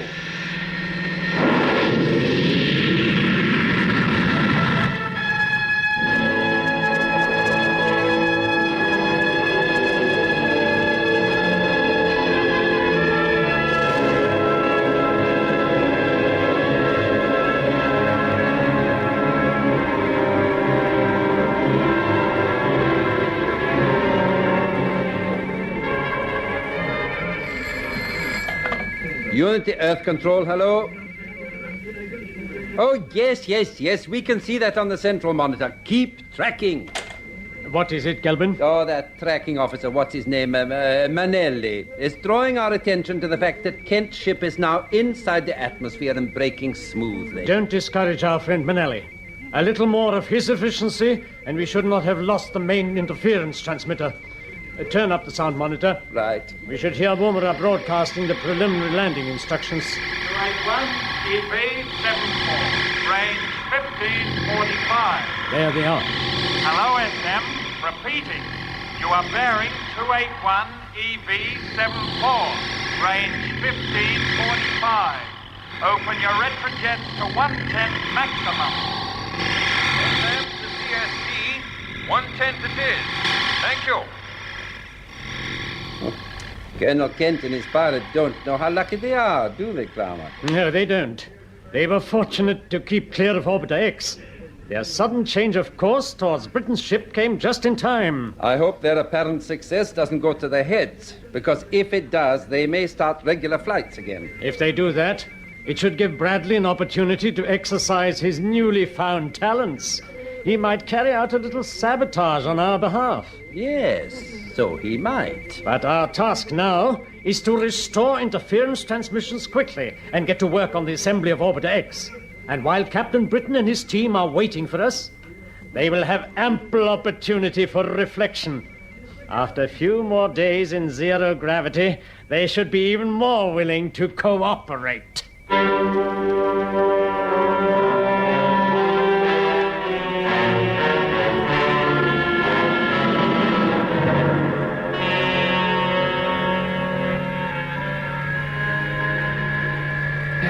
Well, the old ship's beginning to look more like herself now. You had any luck with the radio, Mac? No, Bob told me to lay off it. Did he? Yeah, well, it's pretty obvious that if we started transmitting, his signals would be intercepted by Kramer, and we'd be on the receiving end of the missile before you could say knife. Yes, I know that, but we'll have to use the radio just before we land. Why? Well, ships don't just drop down into Woomera without getting ground clearance first. This one's going to. Hey, you two. Stop nattering and help me check over the new compressor, will you? Yeah, Bob. Coming. Now, look. We can't afford any mistakes. Once we start moving, we've got to keep going. Otherwise, the Unitas will be on our tail. True. Hickey, you're supposed to be the expert. Have a look at these connections. will you? Aye, sir. Chief Petty Officer Hicks, forward. Yeah, sometimes I wish I still was a chiefy. Just think of all that flight engineer's pay that's pouring into that account of yours while you're out here. Oh, I don't know about that. I reckon my wife's drawing a widow's pension by now. Oh, well, let's have a look at the plumbing. I've checked the jets outside, Bob. They seem to be fine. Yes, I went over them myself, too. It seems to me that the weakest part of the repair job is the hull. I don't know how those patches are going to stand the strain once we start diving through the atmosphere. Oh, I don't know either. Well, before we get going, we'll check our pressure suits and helmets. We'll need them if the hull starts opening up. You're right. What about the ship's temperature control? Do you think that's okay? As far as I can see, it is. If we start burning up when we hit the air, well, you'll know it isn't. Oh, thanks for telling me. Now, this compressor job looks fair enough, Bob. I'll open the valves and test for leaks. All right, Hickey. Go ahead. Yeah. Yes, it sounds all right. Yes, the gauge is steady. There's only one more test we can carry out now, and that's to open the fuel taps and see how she goes. Right. Back to the control cabin, chaps. Let's see whether it was all worthwhile, eh? Shut the bulkheads, Mac. Now, check your suits. Get into your seats. I hope we're going to start moving out of orbit. My suit's okay. Yes, and mine. Right. Well, this is our big moment. If the jets work, don't forget we've got to keep them going whatever happens. Any questions? No questions. We've asked all the questions, Bob. Let's see if we've found the right answers. Okay. Open the taps. The jets are working. Orbiter 2's backing service. Watch those engine indicators, Hickey. Right, Bob? And Mac, you know your job? Sure. The navigation's up to you. I know. And without any radio and half the instruments gone, the best of British luck.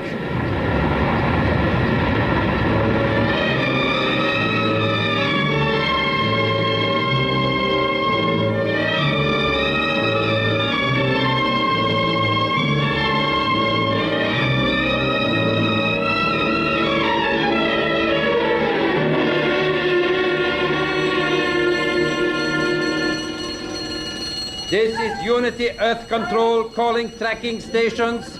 Keep sweeping. That ship must be located quickly.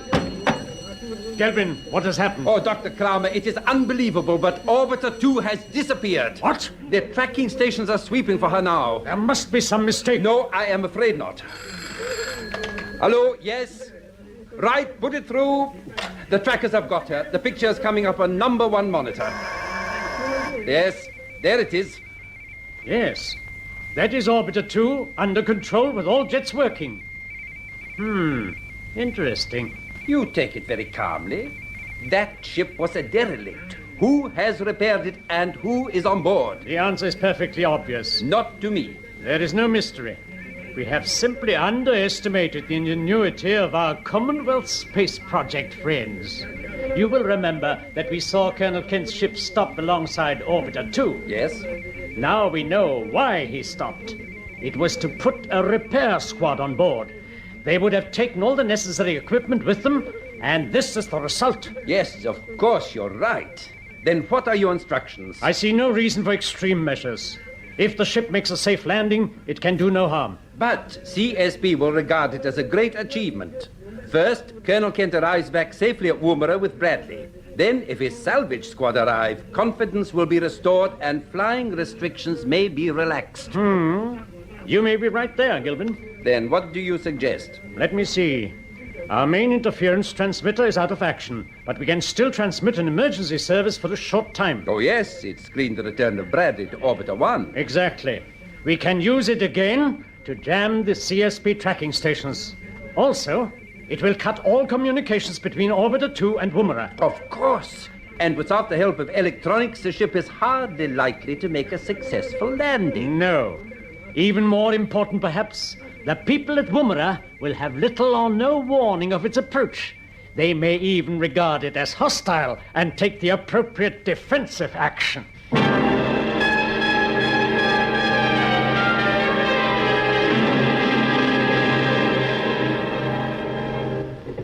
The interference is building up again, Colonel Kent. Just take a look at those monitor screens. Yes. How's the level on the sound channels? All right, turn it down. It's a strange thing, you know. It's been absolutely clear since you picked up Captain Bradley. I wonder if this is going to mean more trouble. Yes, I wonder. No, the interference is back, is it? Yes. Come over here, will you, Captain Knight? I say, it's lucky this didn't clamp down before we got back. That's what I was thinking. It rather upsets my theories. Oh, well, never mind. What's the latest on Bradley? Well, he seems to be comfortable, but there's something about him that almost puts my back up.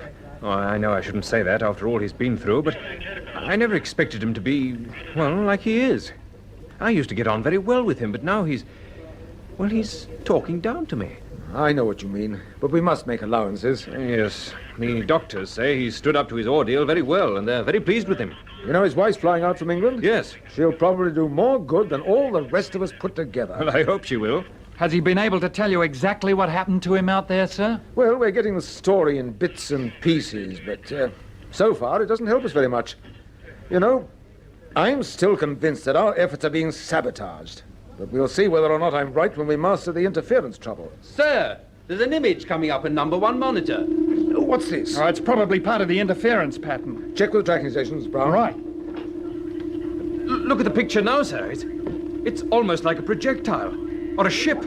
Yes, it could be. But we know it isn't one of ours. And today's bulletin from the UN Space Department doesn't mention any flights. Colonel, the trackers are in a real panic. They say there is a solid object out there. It's well inside the atmosphere and it's heading towards us at a pretty fair rate. It is it? Right.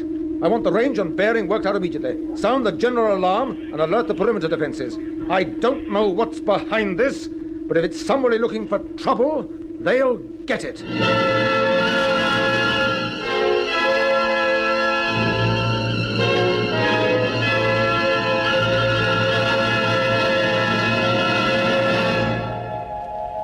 So ends the 9th episode of Orbiter X, an adventure in the conquest of space by B.D. Chapman. It was produced for the BBC by Charles Maxwell.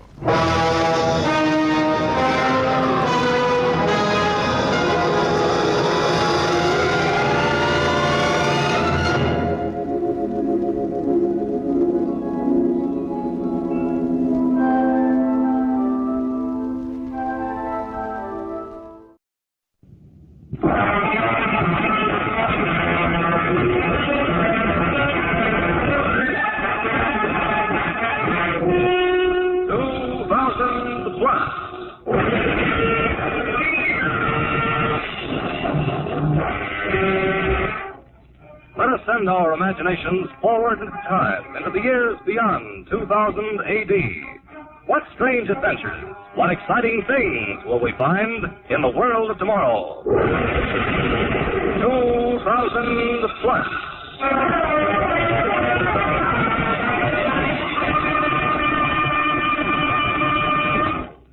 Today, an adventure of outer space, when the worlds met.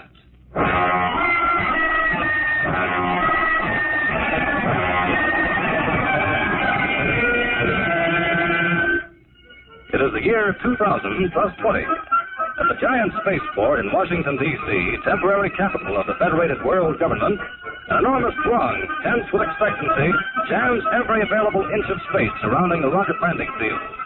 All eyes strain upward into the clear blue sky. For today is the day, April 21st, 2000 plus 20. And audio and televox networks of the world are at the rocket field to cover the epic event. Yes, ladies and gentlemen, this is the day we've all been waiting for. In a matter of minutes now, out of that brilliant blue sky will come a ship, a spaceship, carrying in its gleaming hold the first load of uranium taken from the pits of Luna, satellite of Earth. Since the beginning of time... Now, one moment, folks. There's a signal from the tower. This may be it. Take it away, Fred. This is Fred Haskins reporting from the control tower. Our escort planes have been in contact with the spaceship from Luna for the past 12 minutes. They are now approaching the field from the northeast, and any moment now we can see... And there she is, the rocket. Luna, 17 hours out of Motor City. Her magnesium hull way hot from the friction of the atmosphere. Her jet brakes belching fire. She's right over the field now. She's coming down. Down. Down. She's landed. Mark well this date, my friends. This is the dawn of the interplanetary age.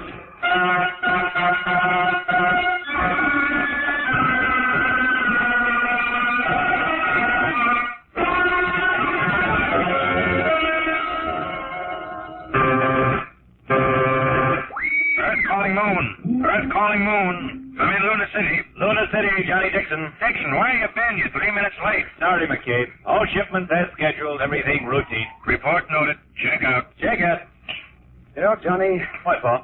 Sometimes I think we're crazy. Spending our lives cooped up in this pressurized shell, breathing synthetic air, risking our necks every time we put on a spacesuit and go out into the cold, barren, pitted piece of green cheese. Huh. For what? Well, you're kidding, Paul. You know the answer. We're space happy. That's all that's wrong with us. We pulled every wire and practically tore the World Federation apart getting this assignment on the moon. And we'll do it again when the first flight into deep space gets underway. Next month and next year, whenever they get through with their preparations. Yeah, I guess that's it. And right now, Johnny, what I wouldn't give to see a tree again. And cornfields in Kansas. Me, I want to hear a bird sing. And watch the lights go on in the skyscrapers along the water. I want to dance with my girl and breathe in the sweet smell of lilac. Boy, What's that? Huh? That sound, that vibration. There, did you hear it? Well, I'm not sure whether I heard or felt it, Johnny. Like a current of air passing by me. Yeah, that's it. Some kind of pulsation. Makes my like skin tingling. Listen. Sounded different, didn't it? Yeah, different pitch. The instruments are all steady. Nothing on the visit screen. The radar's negative. What is it, Johnny? Where's it from? Not from Earth, I'll swear to that. I got a crazy notion, Paul. A crazy notion that someone's trying to signal it. You mean? I don't know what I mean. Maybe McCabe's right. Maybe I gotta touch you. Johnny, what is it? Look, Paul. Look at the direction pointer. It's swung all the way around. Those sounds, those waves are coming from outer space. I gotta go. Earth calling Luna City. Earth calling Luna City. Luna City to Earth. Go ahead, Earth. Go ahead, McCabe. Dixon, what's going on up there? What's the idea of beaming out those hammy signals? Signals? Yeah, the harp music. The music of the sphere stuff. Giving the boys in the monitors down here the heebie-jeebies.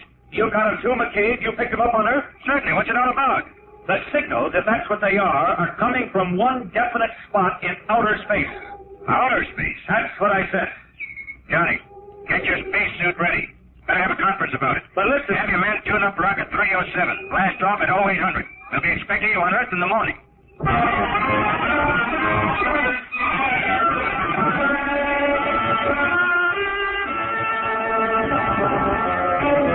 And days now we've been getting those signals, and not one of you geniuses has been able to decipher them. Very well, Mr. McKeeb, if you know of anyone who can do it better, then... Take it easy, Professor Wilson. You don't have to be so touchy. But 10 days. What do you say, Dr. Lee? 10 days or 10 years, it makes no difference. If those sounds or signals are code, it is in a language unknown to man. You're sure of that? We've consulted the foremost cryptographists of the world. We've tried every way to break the code. What does that add up to? That message, if it is a message, does not come from anywhere on Earth, or from any man on Earth. I told you, Chief. It's what I've been saying all along. Of course you can't decode those messages in any known language, living or dead, because they come from Mars. Yes, Mars. My directional finder on the moon indicated it, and McCabe's down here pinned it down. Look at the graph. I brought it. Directional signals can be wrong. Yes, sir, but get this. I've been timing those signals. They come at intervals of exactly 24 hours, 37 minutes, and 22 seconds. The length of the day on Mars. Yeah. And if we were trying to signal them, we'd do it, say, every night at 1800. That's what they're doing to us. In that case, the next signal is due at... 10 minutes and 13 seconds. And we'll be sitting here like lummoxes, feeling our scalps tingle while the message drifts past us. Gentlemen, excuse, please.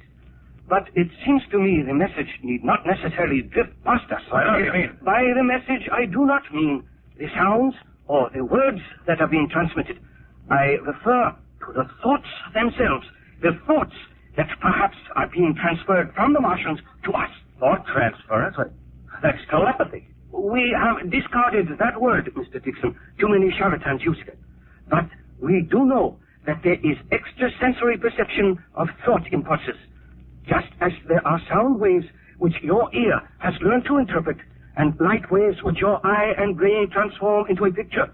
So there are thought waves, electrical impulses discharged by the brain, which vary with the particular thought. An intriguing idea, Dr. Lee. If only we had some instrument that could pick up and sort out these impulses. There is such an instrument, Professor Wilson. What? I have been working on it for many years. It involves a scanning screen intercepting an electrified field. Well, what are we waiting for? You understand, the telepathator has only been tested for short distances. The signals are reaching us. That's the only important thing, isn't it? How soon can we? The instrument is in the next room. I took the liberty of bringing it with me, hoping it might conceivably be of some use. This way, gentlemen. You say this little machine can take thoughts and turn them into words we can hear? English words? Not only English, Mr. McKeeb. It will translate thought impulses into any language for which you set the dials. You think of something, Mr. Dixon. Now, listen. First, I set for French. Et maintenant, les Chinois. German. Wonderful, diese Chinesen. And English? Darn clever, these Chinese. You must understand... Excuse me, Dr. Lee, but we'll have to postpone this. 15 seconds to go. Better set your dials for a remote pickup. Stand by, everyone. Nothing. More power. Well, it was a good try. Wait. I've got that feeling again. My skin's beginning to crawl. Yeah, mine too. Oh, no, it's just your imagination. Quiet. They are coming through now. Planet 4. Greeting, Planet 3. Mars. The fourth planet from the sun. Greeting, Planet 3. Planet 4 calling Planet 3. We are trying to reach you, Planet 3. If you receive our signal, respond. If you receive our signal, respond. We will communicate again.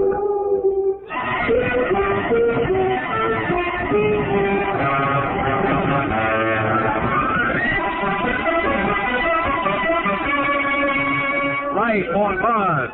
This week, ladies and gentlemen, the question that has bedeviled mankind ever since the day he first stood erect and gazed into the heavens has been answered. There is life on Mars. Intelligent, articulate life. The country, the world, tonight, seethed with excitement. As Mars received our response, as our telepathator succeeded in projecting as thoughts the messages spoken into it by human beings. Or can it really receive?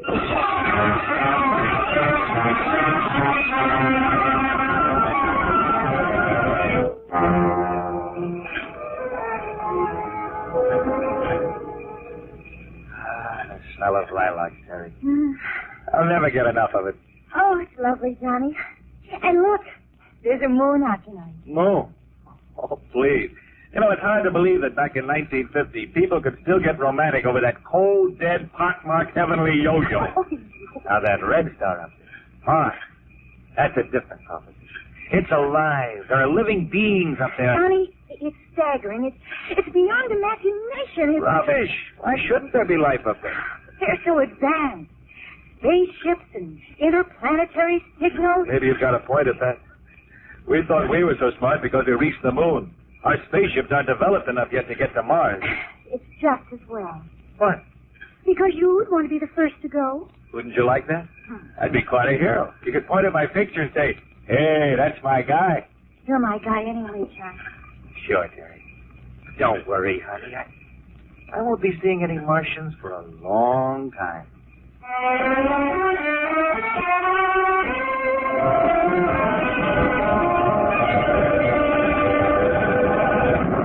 All personnel, stand by. Stand by for XM signal. That'll be Mars. Hop to it, Johnny. Telepathator setting. 212 degrees, 18 seconds. Frequency, 600,000. Got that, Johnny? Check. Planet 4, calling Planet 3. Planet 4, calling Planet 3. We greet you in peace. Your response received. We got through it. The time has come. At this moment, which marks the beginning of the great interstellar age between worlds, it is fitting that there be between us a meeting of minds. Therefore, we are sending a ship to visit your planet. The ship will depart tonight and enter your magnetic field in 7 of our days. Have landing instructions ready. We come in peace. We come in peace.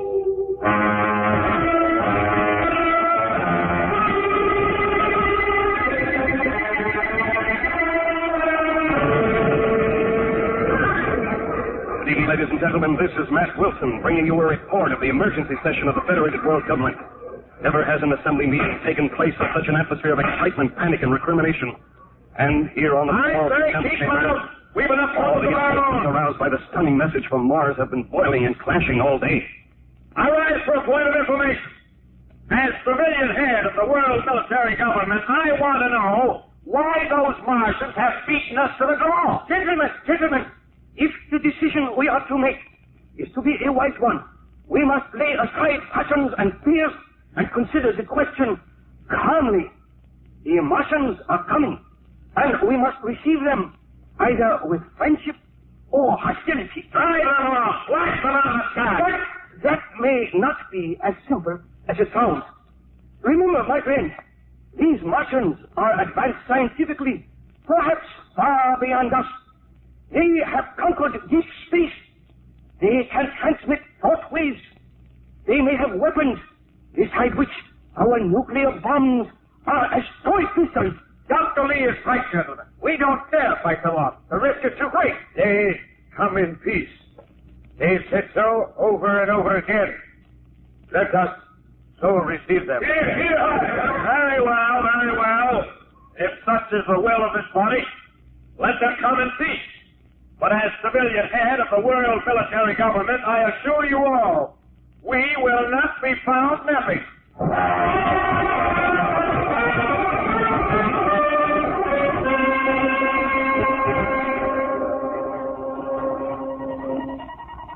Earth calling Martian interstellar ship. Earth calling Martian interstellar ship. Here are the landing instructions of the Federated World Government. 3 Earth days from this hour, which will be the 6th Martian day of your flight through space, you will be met by an escort of 20 rocket ships. We will greet you in the name of peace. The 20 rocket ships will escort you. Instructions to Commission of Defense. All escort rocket ships assigned to accompany Martian spaceship will carry the following armaments: death fog sprays, magnetic disintegrators, atomic missiles Class B. All weapons shall be on the... And into the Earth's atmosphere, you will circle our globe once and then make landing at our spaceport at Los Alamos, New Mexico, which will be ready to receive you. The spaceport of Los Alamos shall be mined to a depth of 50 feet with tritonium landmines. The field shall be encircled with radioactive flamethrowers and a reserve force. From the landing field, you will be conducted to the seat of the world government at Washington, D.C., where you will be received and housed in suitable accommodations. We will welcome you in peace. Check out. We will welcome you in peace. We hope.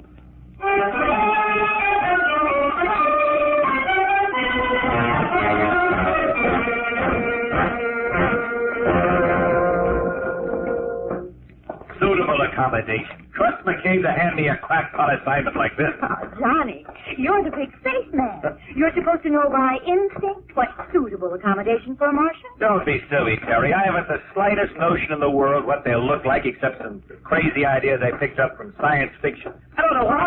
All right. That's why we're here. The head of our anthropology section has more ideas than any science fiction writer you've ever read. Now, here we are. Terry, come in. Hello, Professor. This is Mr. Dixon, the young man I told you about. I know, Mr. Dixon. Professor, I've got a problem. Terry and I have discussed the problem. It is my theory that the Martians will, in most important respects, have the characteristics of the Earthman. Oh, what's the basis of your theory, Professor? It's very simple. The accomplishments of the Martians parallel our own. Only a being with opposable thumbs can fashion the intricate devices necessary for spaceships. Only a being with a nervous system like our own could master communication. Only a creature with a brain like ours could dream of peace. Makes sense, Professor. That's one side of it, Johnny. A lot of other anthropologists think differently.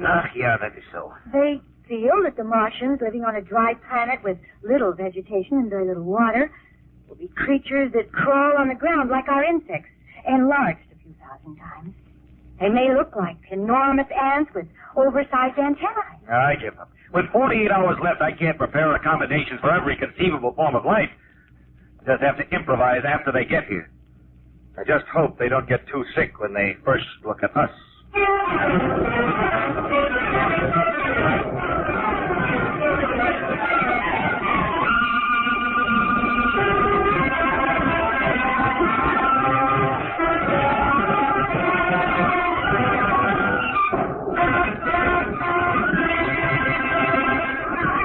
This is Matt Wilson again, reporting from the spaceport at Los Alamos. A tremendous crowd has gathered here. We're awaiting the appearance of the spaceship from Mars, which is being escorted by 20 rocket ships from the rendezvous near the moon. According to reports, all's gone well so far. The Martian ship... One moment, please. The audio box announcement is going to be made to the people assembled. Your attention, please. The ship from Mars and its escorts will be seen any moment from the east. You heard that. Any moment, the ship from Mars can... There they are!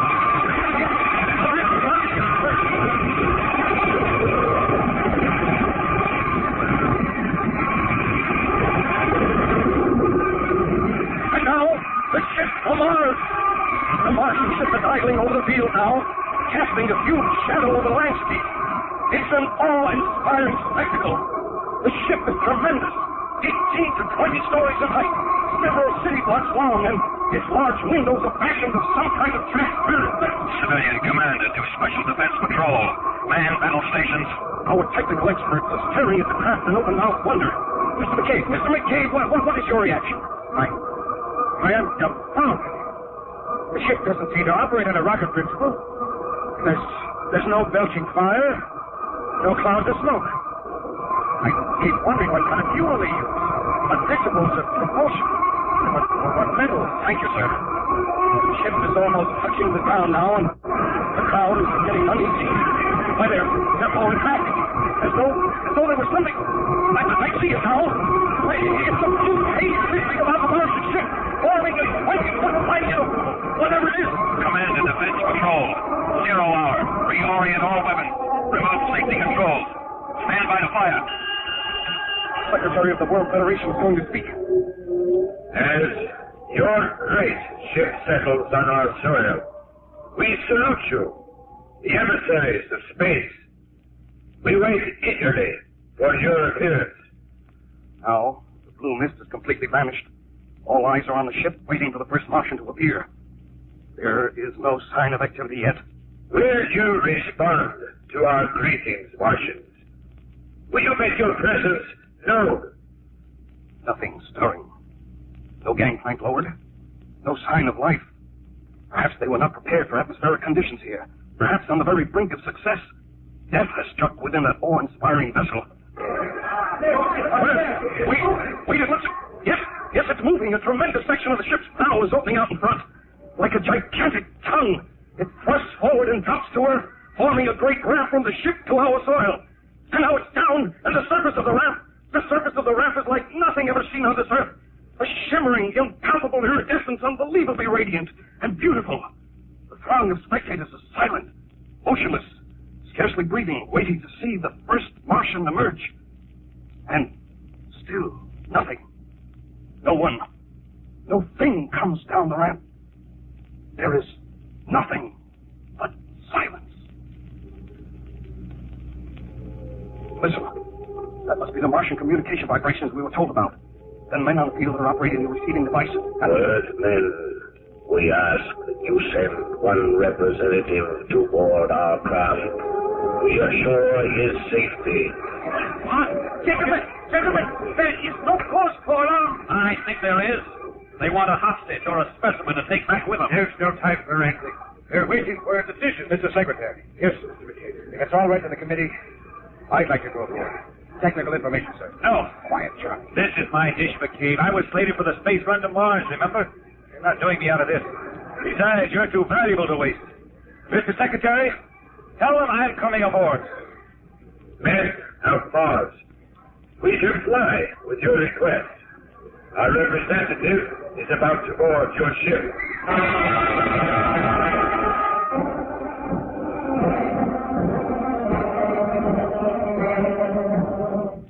Get ready, Johnny Dixon.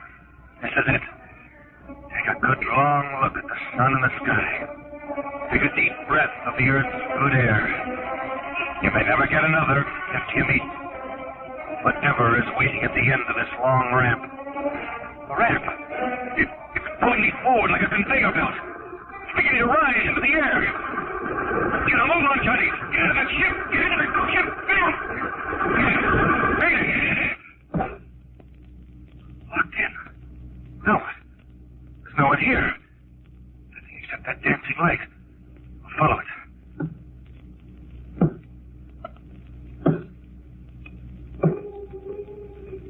Enter, Earthman.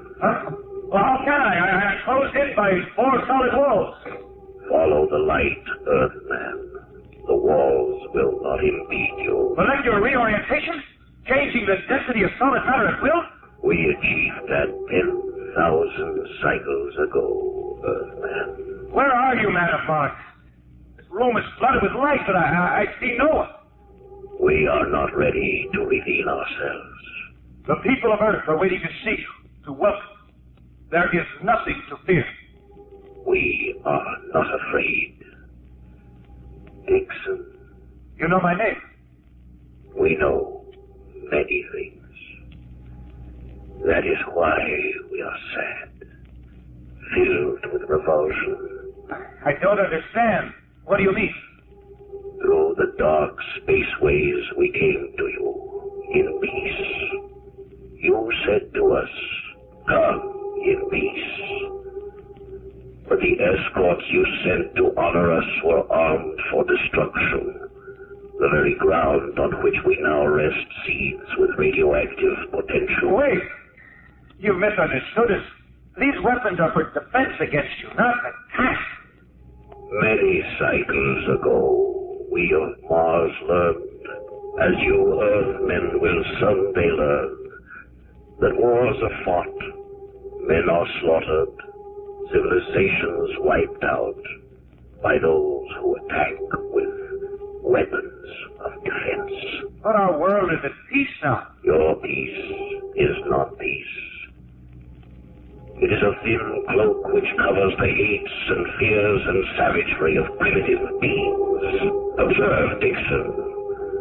On this large screen, we have for hours been viewing your people in many parts of your Earth. Watch. Listen. I warned you it was a trap. We'll never again see Dixon alive. I told you not to trust foreigners. Just give me the word and I'll blast them all into Kingdom Come. You must not be deceived. He's only one man. The rest of us are different. Are you? Look at this. From another part of your civilized Earth. You have been a traitor to our party. You've been guilty of bourgeois thinking. You have sold us out to the enemies of our people. You will pay the penalty. But first you will confess. Confess. Confess. That's a backward part of our planet. It's not fair to judge by them. Then we reveal a more civilized area. The country of your birth, Dixon. Hello, he came! I'm too good for him! Hang him, I say! Hang him! Hello! String him up to the highest tree in the square! Lynch him! Lynch him! Lynch him! Now you know why we shall not reveal ourselves to you. If you are like this to these of your own kind, what will you think?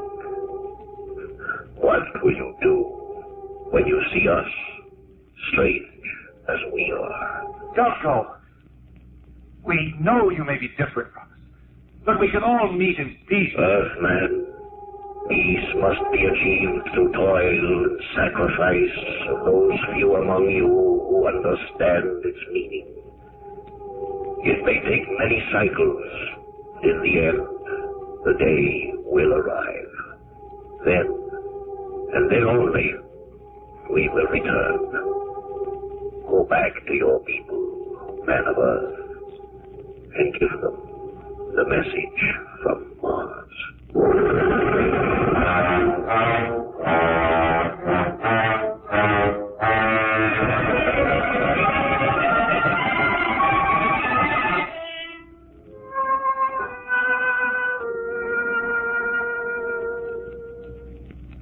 Next week, another exciting drama on 2000 Plus, The Silent Noise. In the year 2000 plus 20, an important man is murdered. How will the police of the future track down a killer? And what new methods of assault will the criminals of tomorrow use? Listen next week, and you'll find out. 2000 Plus is produced by Sherman H. Stryer and Robert Wynne Olson. In today's story, Ken Williams played Johnny, Louis Van Ruten played the voice of Mars, Lon Clark played McCabe, Frank Behrens was the Senator, Amity Strickland was Terry, Sanford Beckert was Paul, and Gilbert Mack was Dr. Lee. The orchestra was conducted by Emerson Buckley, music composed by Elliot Jacoby. Script by Judith and David Buckley. Sound by Walt Shaver and Al April. Engineer Bob Albrecht, and your announcer Ken Marvin. This program was transcribed. This is the Visual Broadcasting System.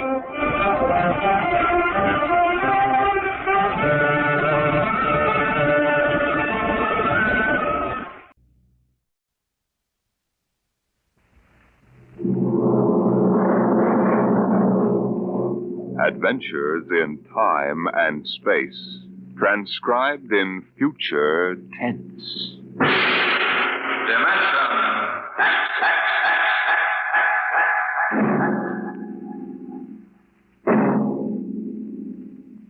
The National Broadcasting Company, in cooperation with Street and Smith, publishers of astounding science fiction, bring you Dimension X.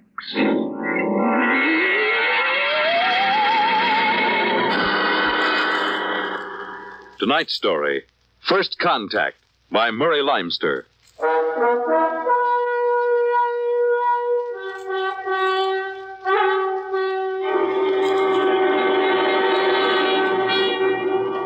They had been in space 6 months now, moving with the incredibly faster-than-light speed of the overdrive.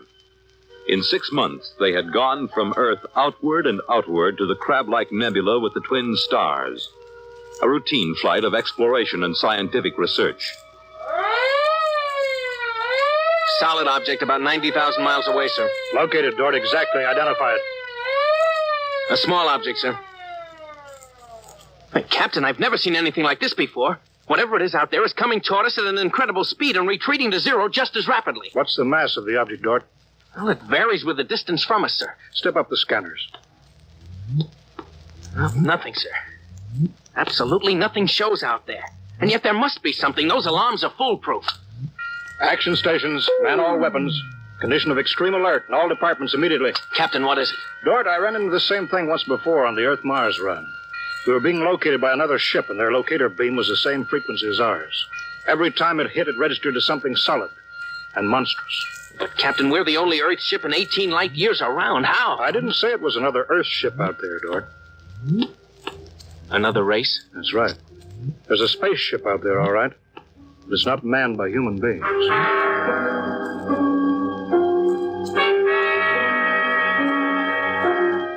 It had been contemplated and speculated upon. Mathematically, it was almost a certainty that such a race existed. But in 18,000 Earth years, no human spaceship had ever encountered them. Now the situation was precipitated, and somewhere outside the Earth vessel there was an alien race. Of what shape? Of what quality? Of what psychology? It's moving, sir.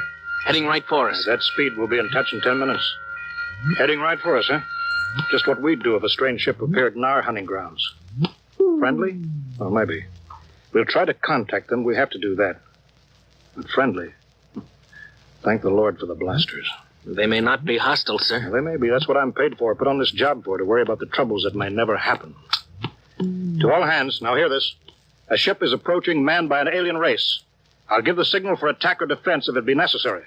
There'll be no move made unless I give the order. I do not wish to provoke trouble. Stand by. Their ship is slowing down, sir. It's stopped. Weapons Department, report. Weapons Department, report. Alien ship remarked. Target fixed. Weapons alert. Communications Department, report. Communications Department, report. We're receiving a modulated short wave, sir. Frequency modulated. Apparently a signal. Not enough power to do us any harm. We'll try to make some sense out of it. Report any progress to me immediately. One thing in their favor, sir. They didn't attack immediately without question. They're trying to establish contact. That seems to indicate they're reasonable. We'll see, we'll see. What are they doing now? Can you make out the locator screen? Bring that power up. They're doing something now, sir. There's a section of the hull opening. Probably an airlock, sir. If they breathe there. They're letting something out. Oh, it's round. A bomb, sir? Unknown object released from alien ship. Observed by Weapons Department and targeted. Stand by. See what they're doing, sir? They've left the object out there right where they were. And now they're withdrawing the ship. There's no reason why that object couldn't be a bomb, Mr. Dort. Intended to let us think precisely as you're thinking right now. I just have a hunch, sir. I think they're friendly. I think whatever it is out there is a means of communication. You're probably right, but I won't gamble the ship on the probability. Sir, I'd like to volunteer to go out there and look that thing over. You understand whoever does examine it is expendable. Yes, sir. Requisition a lifeboat. If it's all right with you, sir, I'd prefer just a suit with the drive in it. It's smaller and the arms and legs won't make me look like a bomb. And I'll carry a scanner, sir. You may leave when you're ready. Thank you, sir.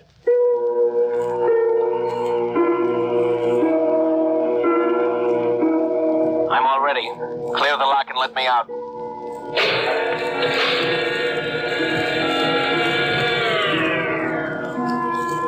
Weapons Department reporting to the captain. Mr. Dort located. Mr. Dort is targeted. Stand by. If that object out there is a device to capture one of our people for observation and questioning, it'll be blown out of existence, including Mr. Dort. Stand by.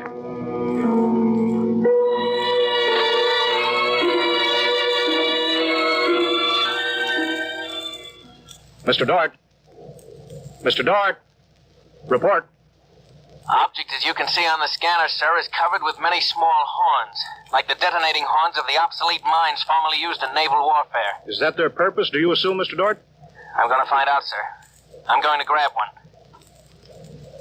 Mr. Dort. I'm here, sir. I don't think this is a mine. Circle it so we can see it completely through your scanner. Deadlock, sir. Nothing to report that the scanner hasn't shown you. Oh, wait a minute, sir. A section of the outer hull seems to be opening. Do you see it? Very good, Dort. Hold that. I'm sure it's a communications device, sir. It looks like it. Fix your scanner so it'll focus on that communications device. Return to the ship.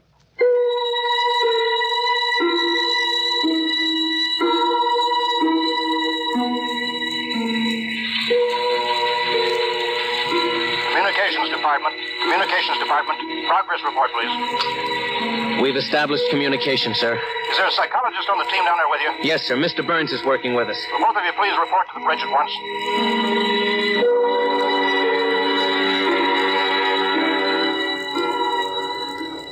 Oh, you look tired, Dort. We've established fairly satisfactory communication, sir. They seem to have highly developed thought patterns. We got a satisfactory translation from the machine on the 4th attempt. We can say almost anything we want to say to each other now. Of course, how much of what they tell us is the truth, we have no way of knowing. Mr. Burns, you're the psychologist. What do you think? Well, I don't know, sir. They seem to be completely direct. They haven't let slip even a hint of the tenseness we know exists. They act as if they were setting up a means of communication for friendly conversation, but, well, there's an overtone that... Yeah? Well, Mr. Burns, I have a decision to make. On the one hand, opening contact with the friendly people of a vastly different culture could only be beneficial to us of Earth. On the other hand, if they're hostile, I ought to blast them out of existence without any other preliminaries. Oh, but, sir, you can't... I'm not talking to you, Dort. It's not warranted yet, sir. Yes. Now, hear this, all departments. Hear this, all departments. This ship is on an extended alert. Provisions will be made so that personnel can have maximum rest and nourishment.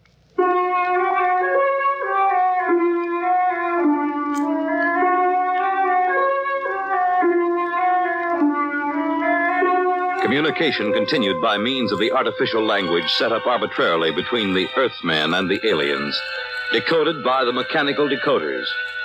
Dort disobeyed orders. He lived on powerful stimulants so that he could stay with the communications machine. Talking to the aliens. Other people. Are we being received? We are receiving your message. The chief of this ship wishes to speak with the chief of your ship. The message is heard by the chief of this ship. The chief of this ship communicates that he will hear the message of the chief of that ship. Go ahead, sir. People of the other ship, I'd like to say the appropriate things about this first contact of two dissimilar civilized races, and of my hopes that a friendly intercourse between the two peoples will result. People of that ship, what you say is all very well, but is there any way for us to let each other go home alive? That's all, sir. They've stopped sending. Very direct people. Very direct. But, sir, I don't follow. I didn't know what that meant. You know, is there any way for us to let each other go home alive? It means what it says, Dort. Sir, what's to stop us from just cutting communication and leaving, and they can do likewise? What's to stop us? Simply that whichever ship leaves first will be followed by the other. If they find Earth and get back to their own planet and we don't know where that planet is, Earth will be completely at their mercy.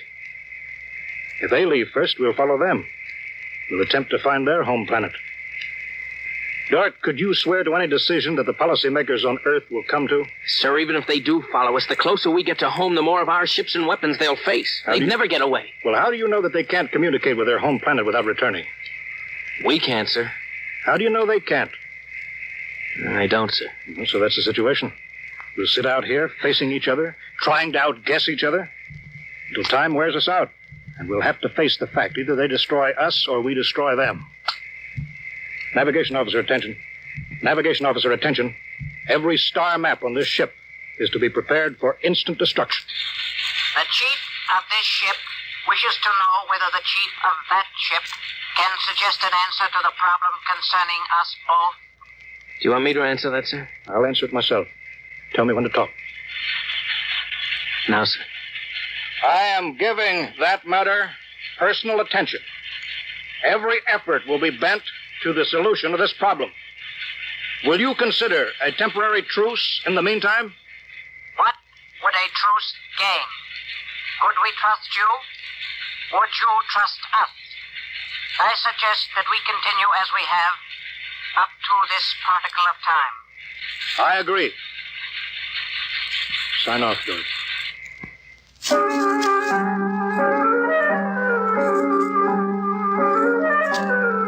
Weeks went by, and during the weeks, the exchange of information continued without let-up. What particle of time are the people on that ship at? The resting time. All rest except myself and others on alert duty. Same on this ship. You people of that ship are very similar in many ways. Do you have a family? I have a mate. I have a mate and 3 offspring. It is too bad for them, as well as us, to have to kill each other. This ship can't see any way out of it. Can that ship? If we could believe each ship, yes. Our chief would like it. But we can't believe you, and you are afraid that we do not tell truth, although we do. This ship would trail you home if this ship were able to. That ship would do the same. But this ship feels sorry about me. I believe you're a friend. I share your belief and like you. But there is a possibility that you were put to make a trap for me. I will stop now and think it over.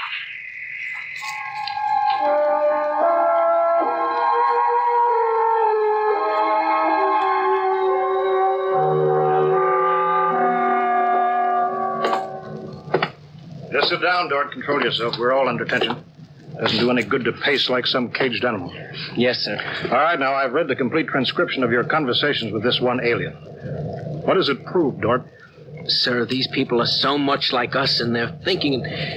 Well, sir, they're likable. They're likable and they breathe oxygen. Their air is 28% oxygen instead of 20. But they could do very well on Earth. It'd be a highly desirable conquest for them. Dort, I'm as set against violence as you are. I don't see any way out of this. And I think we've got to break this status quo. So if in 70 hours we don't see any other way, then I have no further choice. I'll blow them to bits.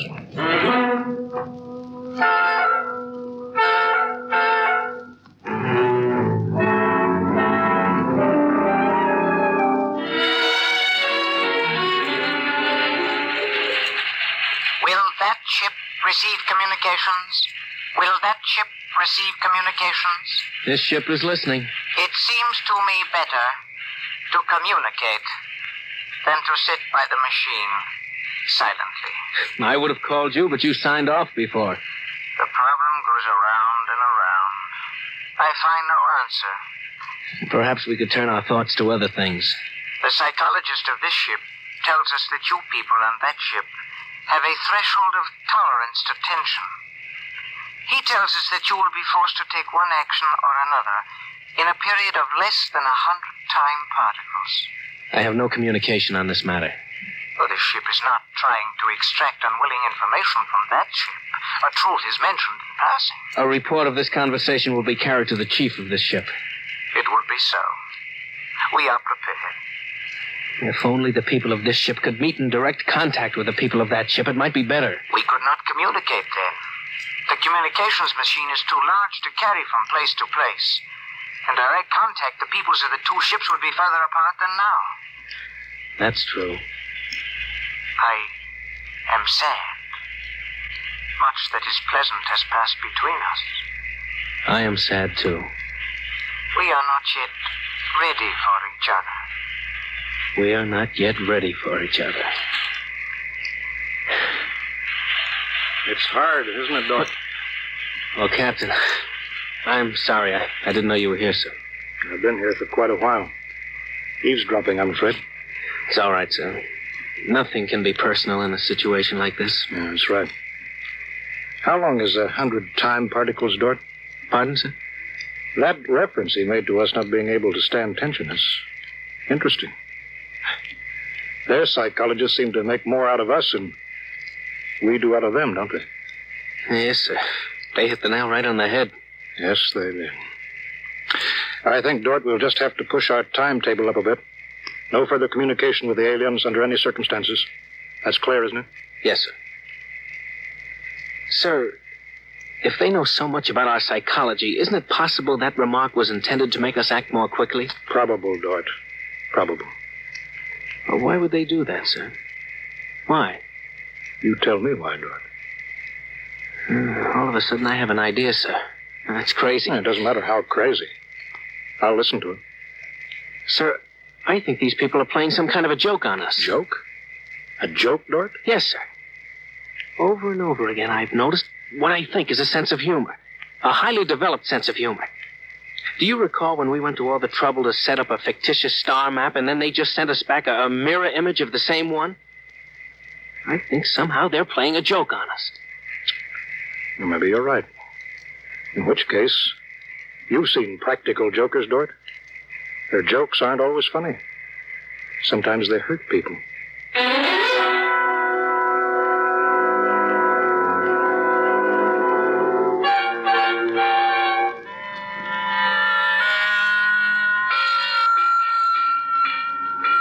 All departments, man, instant alert. All departments, man, instant alert. Report instantly. Report instantly. Weapons Department alerted. Target, the enemy ship. On target, sir. Stand by. Fire!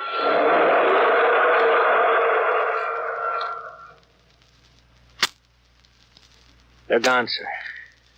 Not a trace of them left. Not a tiny trace.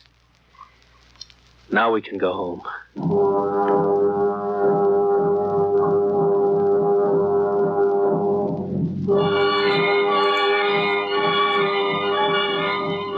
Communications to Captain. Communications to Captain. Report. Sir, I'm picking up new signals. Same frequency as the original alien signals. That's impossible. That ship was destroyed. I'm receiving signals, sir. Set the machine up. We'll be down there in a minute. Mr. Dort, come with me, please.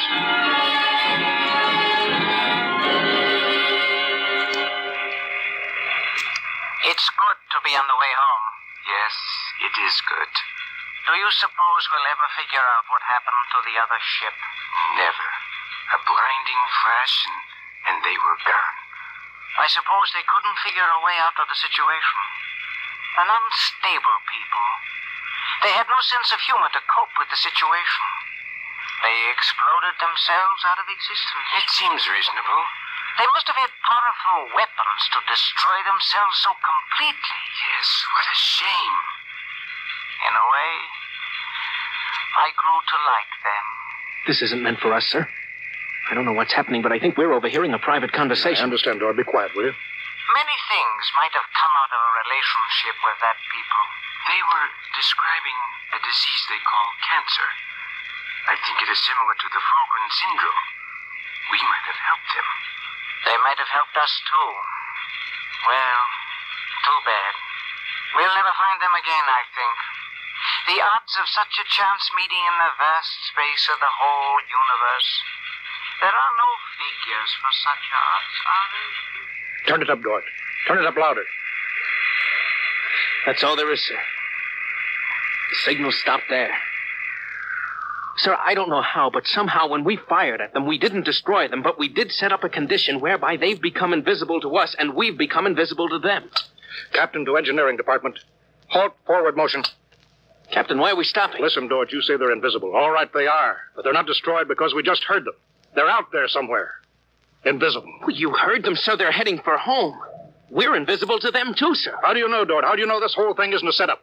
Well, suppose that's true, Captain. You heard their conversation. They weren't talking like any monstrous people. They seemed decent and warm, just as decent and warm as we are. How do you know this conversation wasn't planned, deliberately set up for us to hear? How do you know that, Dort? Yes, sir, you're right. They may be out there and they may not. They may be telling the truth or they may be trying to trick us. They may be friends or they may be the most deadly enemies. You said they had a sense of humor, Dort. What a joke to play. To deliberately set up a situation where we wouldn't know fact from fantasy, truth from lie. Wouldn't that be a joke, Dort? Yeah, but we don't know that they did that, sir. And we don't know that they didn't. We don't know anything. Sir, does that mean we never go home again? I don't know. I have to think about it. I have to think about it.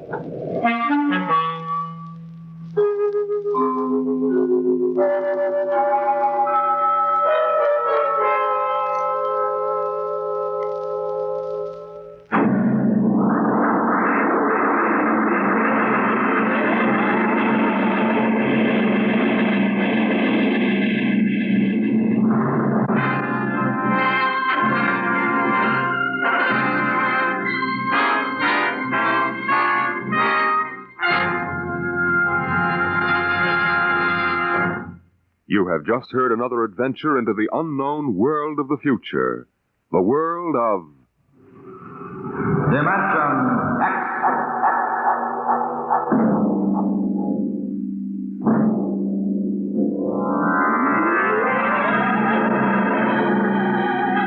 Dimension X is presented each week by the National Broadcasting Company in cooperation with Street and Smith, publishers of the magazine Astounding Science Fiction. Your host was Norman Rose, music by Albert Berman.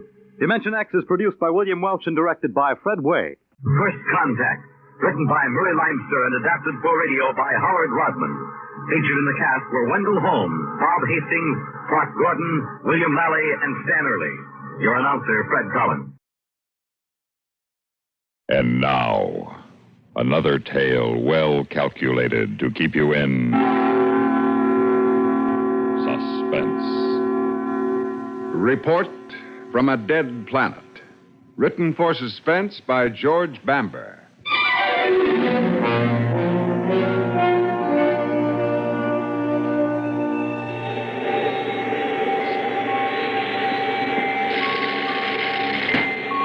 Oh, Dr. Siddons. What are you doing here? Oh, I might well ask you the same thing. Well, I couldn't sleep. I'd close my eyes and then I'd think, Jeffries, old man, tomorrow you make history. One of the first men to set foot on an inhabitable planet. And then the next thing I'd know, my eyes would pop open and I'd be staring up in the darkness. So you came up here to have another look at it, huh? How did you know? I'm afraid buck fever isn't restricted to the young. Oh, gosh. It's beautiful, isn't it? Yes, it is. Just look at it. How it hangs out there in space. Motionless. Like a huge ball or a giant pearl. Kind of luminescent, gray. It's rich against the blackness of space. The light of the stars. Red, green, against yellow, black. Look here on the radar. The land masses show up quite clearly now through the cloud layer. But, Doctor, it's almost water. Mm-hmm. More than 3/4 of X-37J surface is covered with water. Well, do you think the land will be firm enough to set down on? As dry as the land at home. Tension? At ease. Dr. Siddons, I was just going to send for you. What's up? I don't know. I just got a report from the con that the Van Allen belt for this planet is about 50 times more intense than they anticipated. Oh, well, here, let's see. Yes, I see. The radiation's about 50 times above normal. The ship okay? Oh, yes. Our hull is designed to withstand 100 times that. What do you make of it? Well, I don't know. It's not normal for this large a concentration of radiation to be in the magnetic field around the planet. You mean somebody would have had to put it there? Oh, well, I didn't say that. But it is possible that it was put there to act as a barrier to incoming rocket ships, right? Yes, it is possible. Well, then that means there's life here. No, not necessarily. Of course, we know this planet is capable of supporting life. That's why we're going to explore it. But to jump to the conclusion that it is intelligent life and hostile to our exploration is not only unscientific, it's completely unfounded at this point. But maybe that the intense presence of radiation in the Van Allen belt of this planet might be due to natural causes, ones we hadn't anticipated. But whether there are people down there, such as ourselves, is something we can't possibly say until we've landed. Mm-hmm. Well, I'm going to sensitize the ship's defense system and post orders for the landing party to carry their weapons. Yes, it's a wise precaution. Now, in the meantime, it's 5 hours till touchdown. I suggest you gentlemen get some sleep while you can. I have a feeling you're going to need it once we land.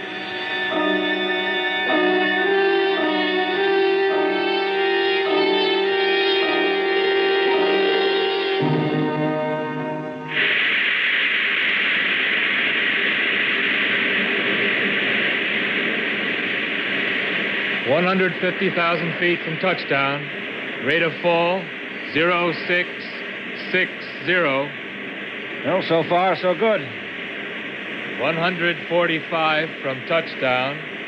Rate of fall. If they had any anti-rocket devices, they would have sent them up by now. We're well into their atmosphere. Yes, unless they're planning some kind of trap, letting us land so they can capture us intact once we're on the ground. If there's anybody down there. We've been monitoring the radio frequency since last night, and there hasn't been a sound. Whatever life is down there, I'm sure we'll be able to handle. 110,000 feet from touchdown. Rate of fall. I see you're keeping to the edge of the landmass. Yes. I want you to be able to get your ocean samples without a lot of traveling. Well, may I suggest you set down where that large river empties into the sea? That way I can take fresh water samples as well. You see there, on that peninsula? You think that's big enough? I make it to be about 2 miles wide. Plenty of room for us. Jenkins, what's the spectrographic reading for that peninsula? Solid mineral. Granite-like composition. It should support us. Well, it's not a peninsula, sir. It's an island. You see, here? How the river cuts around it at the north end, cutting it off from the main body of land? Yes. Well, that makes it all the better. It's small enough, surrounded by water on 4 sides. Makes it easier to defend if there are hostile people down there. 100,000 feet from touchdown. Rate of fall, 0790. Collins, set a course for that island. Aye, aye, sir. Dr. Siddons. Yes? There's something funny about that island. Look, here on the spectrograph. Well, what is it? Well, look how the whole thing shows up gray. Solid rock. Except for this patch of green, the only spot on the whole island. There's nothing unusual about that. It merely indicates vegetation covering the minerals. Grass or trees. Yes, but why this one spot? And why so perfectly oblong? Look, the sides of it are laid out square as a parade ground. Yeah, he's right, you know, Doctor. Nature couldn't lay out anything as geometric as that. It has to be man-made. You don't suppose it's some sort of sacred ground, a place for a religious ceremony? Now, Lieutenant, let's not let superstition run away with our better judgment.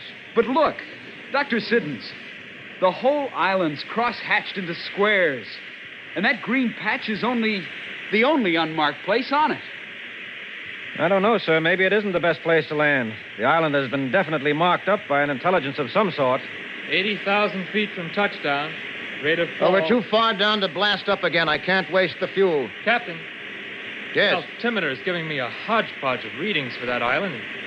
The only level place on it is that green patch of ground. Maybe we should try to land on either side of the river on the mainland. Well, that's cross-hatched just as bad as the island is. Now, whatever that patch of ground is, sacred ground or what, we're going to be in the middle of it. Set your sights for the south end of that green, Collins. Man your battle stations, men. We're taking her in.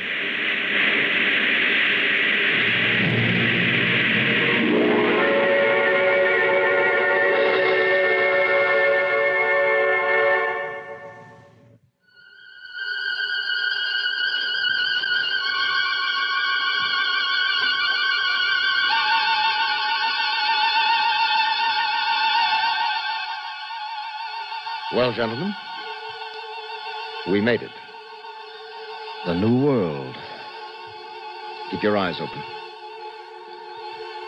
You see any movement? No, sir. Phew. It looks like we've landed in the middle of a huge graveyard. What are they, Dr. Siddons? Monuments? No. They're too big for that. No, I imagine they're dwelling places of some sort. See all those little squares they cut in them? They must be windows. Well, then there's no question that there are creatures on this planet. No. Well, then where is everybody? Yes, that's a very good question. Well, I would say that they were scared away by the roar and blast of our landing rockets. And I would say that they evacuated this place when they saw us coming, and that they're waiting for us to get on the ground where they can attack us. Well, what are we going to do? The only thing we can do. It's obvious they aren't coming to us. We go to them. Let's suit up. Be ready to leave the ship by 0800. And every man carry his assigned weapon. We're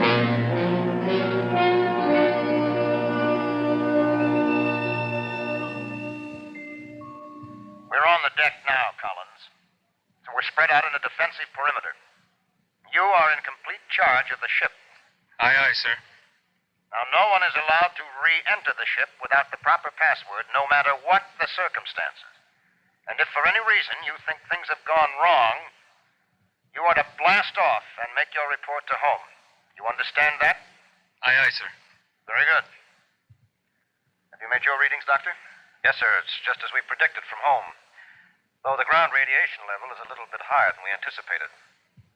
Here, you can see for yourself. That dangerous? Oh, it's more than safe for us. There's no reason why we can't get out of these suits and walk around the same as at home. Unless there's the presence of a gas we don't know about. Yes, that's true. I need a volunteer. Oh, Captain, I would like to volunteer. No, not you, Dr. Siddons. You're too valuable to the expedition. I can't let you do that. Well, there's no danger. You said yourself. Please, Captain. You were the first person to set foot on this new world. I'd like to be the first to breathe its air. Well, all right, Doctor. But be careful.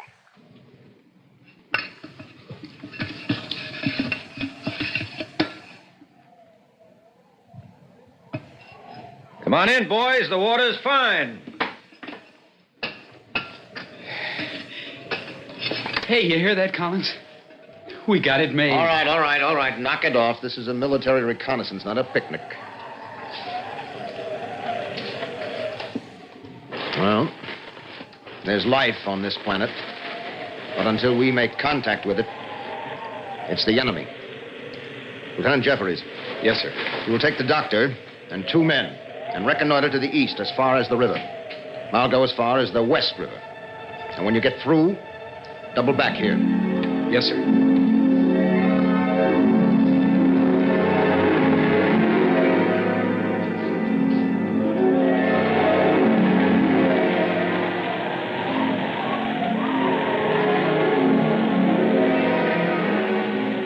See anything, Doc?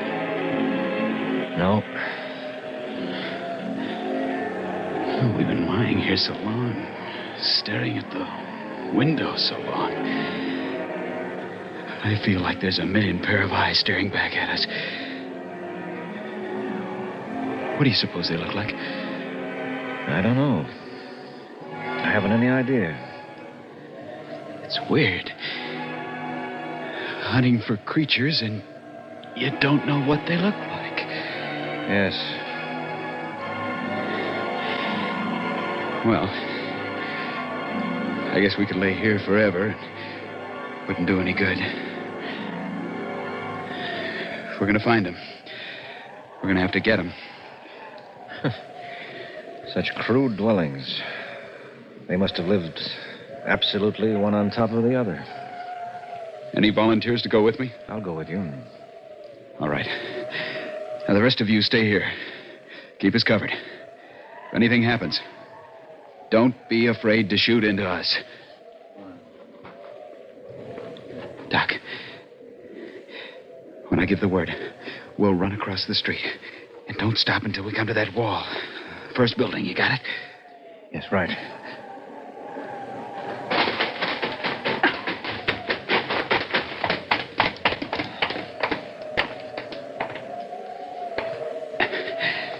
Well, so far, so good. Yes. Just above your head. Huh? There's one of the windows, but it's filled with plastic. I'll see if I can break it. No, you can't shatter plastic. What? There's nothing but glass. Old-fashioned glass. Yeah. Hello in there. Anybody home? Move along the wall. Right. There's a doorway up ahead, I think.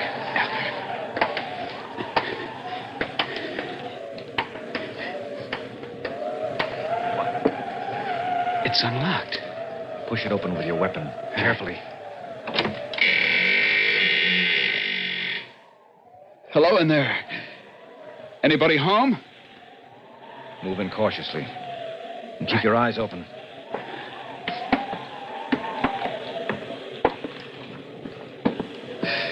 Hey, there's one. Stop! That's an effigy of some sort. See, it isn't living. It's a statue of some kind. See? It's made out of some sort of alloy. Are you sure? Yes. You suppose that's what they look like? Well, I imagine so. Animals aren't given to making statues of themselves. Such ugly-looking creatures. You suppose that's its head? Yes. And you see, these must be the arms, and these are clearly the legs. Well, look how close together the eyes are placed. And the spindly legs. Ugh. I hope we don't run into one. I don't think we will. What do you mean? Not in this city, at least. Here, look at the gray dust on the floor. It's almost 2 inches thick. Yeah. I noticed the same thing in the street.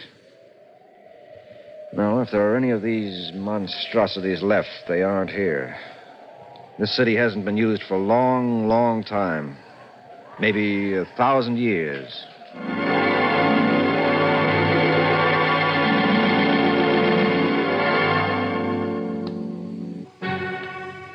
Lieutenant Jeffries reporting, sir. All right, go ahead, Lieutenant. We've completed the 1,000-mile inland reconnaissance as your instruction, sir. And you found? Nothing. No life of any sort. Not a thing? Just miles and miles of twisted, stunted vegetation and a couple more of those huge radioactive burns, such as we found 100 miles south and west of here. Collins, your receivers picked up anything yet? No, sir. We've been monitoring all frequencies every day since we've been here. Not a sound.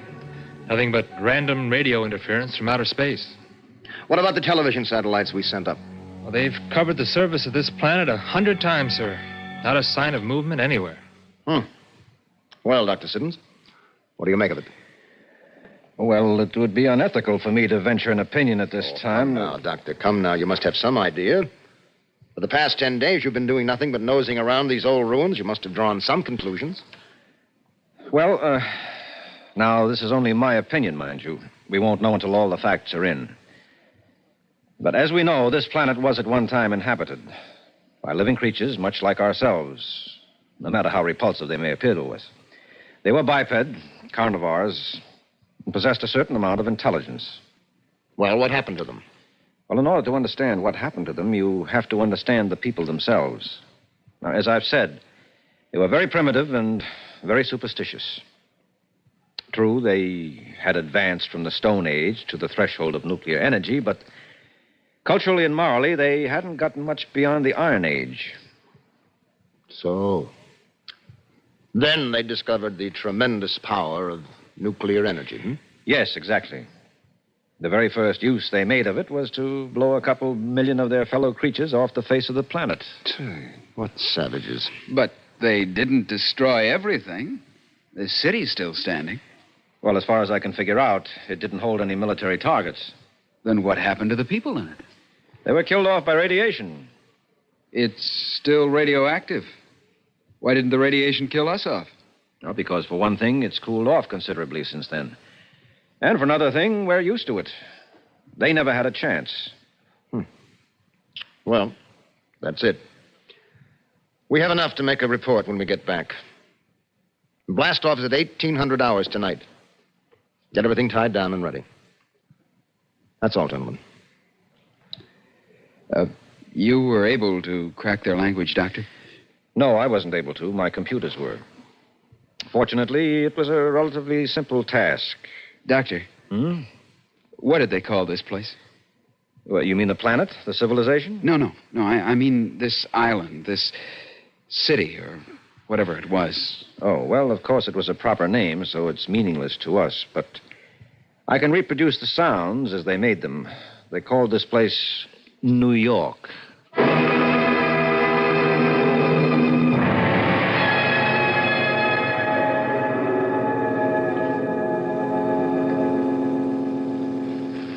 Suspense. You've been listening to Report from a Dead Planet, written for suspense by George Bamber.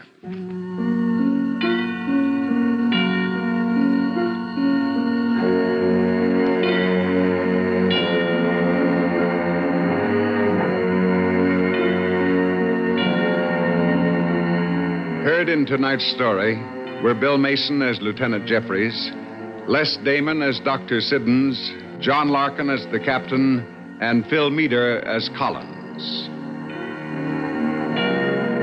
Listen again next week when we return with Memorial Bridge by William N. Robeson. Another tale well calculated to keep you in suspense. The Kingston Trio next, followed by the latest CBS News and Have Gun Will Travel on CBS Radio. Until they happen. Tales of Tomorrow, story number 11. Martians Never Die by Lucius Daniel.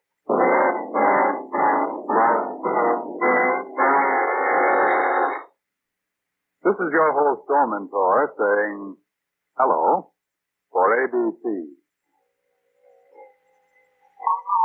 What is the ideal bodyguard? The most ferocious looking, the most efficient killer, or the most devoted?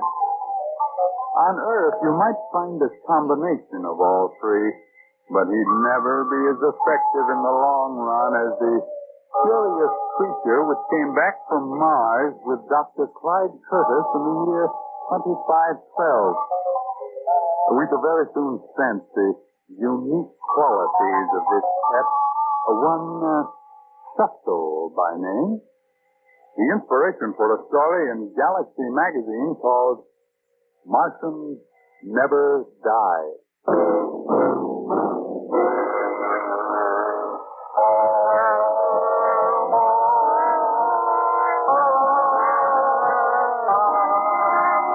The building is of massive stone and completely circular. There is an inner room, a barren circle with unbroken walls, 3 feet in diameter, and entirely open to the sky at the top.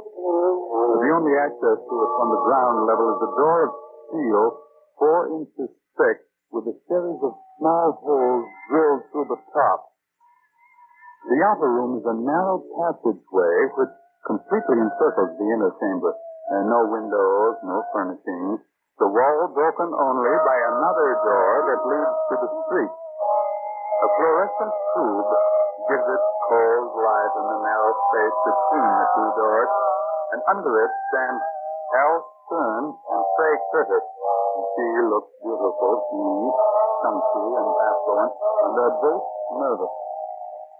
I'm frightened, Hal. No need to be. Just as first Clyde Curtis comes back. He hasn't come back the last 4 years. There's no reason to think he'll come back this time. I wouldn't throw this grim place if you hadn't... Don't, Hal. Well, why can't you forget Clyde completely? You can't expect me to. Not until I feel absolutely certain that he won't return. I think so. If I don't get back from Mars by the 2nd year, he said, I'll probably never make it. Well, it's a little thing to ask. To wait for 15 minutes once a year. It's a lot to ask, considering the way I feel about you. Now, let's have an end to this nonsense. Let's have him declared legally dead, and then we can get married.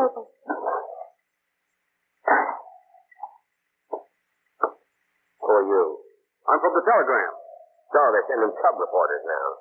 I'm no cub. I've been with him a whole year. You're a little early. Wait outside. What time is he supposed to come back? At 3:44 and 29 seconds, if he comes.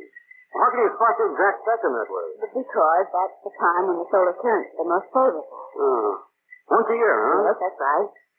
You're Mrs. Curtis, aren't you? I am. Hey, you know the principle on which Dr. Curtis got to Mars? I mean, it sounds like fourth-dimensional stuff to me. Well, it's not fourth-dimensional, and I'm afraid it's too complicated to explain. Hey, didn't you get a little sore? Doctor taking off for another planet that way and leaving you behind? That's an impertinent question if I ever heard one. Hey, you're Mr. Stern, aren't you? I am. And you helped Dr. Curtis finance this Mars project, huh? I have been his friend and financial advisor for many years, yes. Is that all? What do you mean by that? Skipper. Hey, where does that other door go to? To the projection room. Could I, take a look inside? A diesel tractor couldn't pull that door open. Well, how did Doc get out if he does come back? It opens by pneumatic pressure. The sphere will come into the projection chamber at tremendous speed. Air compression will open the door and act as a cushion for the sphere at the same time. Well, just those little holes at the top of the door are part of the system, huh? Yes, the air will come through those holes with a whistling sound. Gives you a little warning, huh? That sounds very much like an insinuation that I don't... Please, don't. Hey. Hey, what's that noise? Oh, The air pressure. who is that? Oh, brother, I get a break. There they stand, all three faces, stamped with fascination as the heavy steel door is slowly and noiselessly forced open. The sub reporter of the Glow, with his good fortune of stumbling into a major story, the lady contemplates her husband she had never expected to see again. But Mr. Stern is our man. For reasons of his own, Mr. Stern has not wanted Dr. Curtis to reappear, and the fascination on his face is mixed with other emotions. He is saying to himself, "It can't make a difference. It must." Steel door stands wide now. The rush of compressed air is receding. The gray hull of the sphere is sinking slowly into view. Comes to rest on the floor of the projection chamber. The curved hat swings outward directly behind the steel door. It's the moment when Dr. Curtis should appear, but there is no immediate sign of him. There is only this creature slithering through the hat. Oh, what is it? Now move back, Shay. What if it's a jump? It's a Martian. It must be a Martian. Look at Clyde. Something's happened. Oh, no. No, it's not. I mean, look. There's Dr. Curtis behind us. Kurt? Hey, look out for the thing. Look out. It's all right, Doctor. It's all right. Behaves like a dog. Where have you been, darling? Why did you stay so long? Later, Faye. We'll talk about it later. Are you ill? No, but I must rest. Take me home. How about a word for the press, Doctor? Can you tell me about that thing? I'll have a good many words for the press, son, later. Oh, not even a statement? Don't worry. I'll see that you're given due credit for your patience. Have you, got a word for an old friend, Clyde? Oh, hello, Hal. Hello. If, you'll move that beast out of the way, I'd like to shake hands. Shopsu won't bother you. He'll never bother any friend of mine. I must get home, though. Please stay. Put me to the car.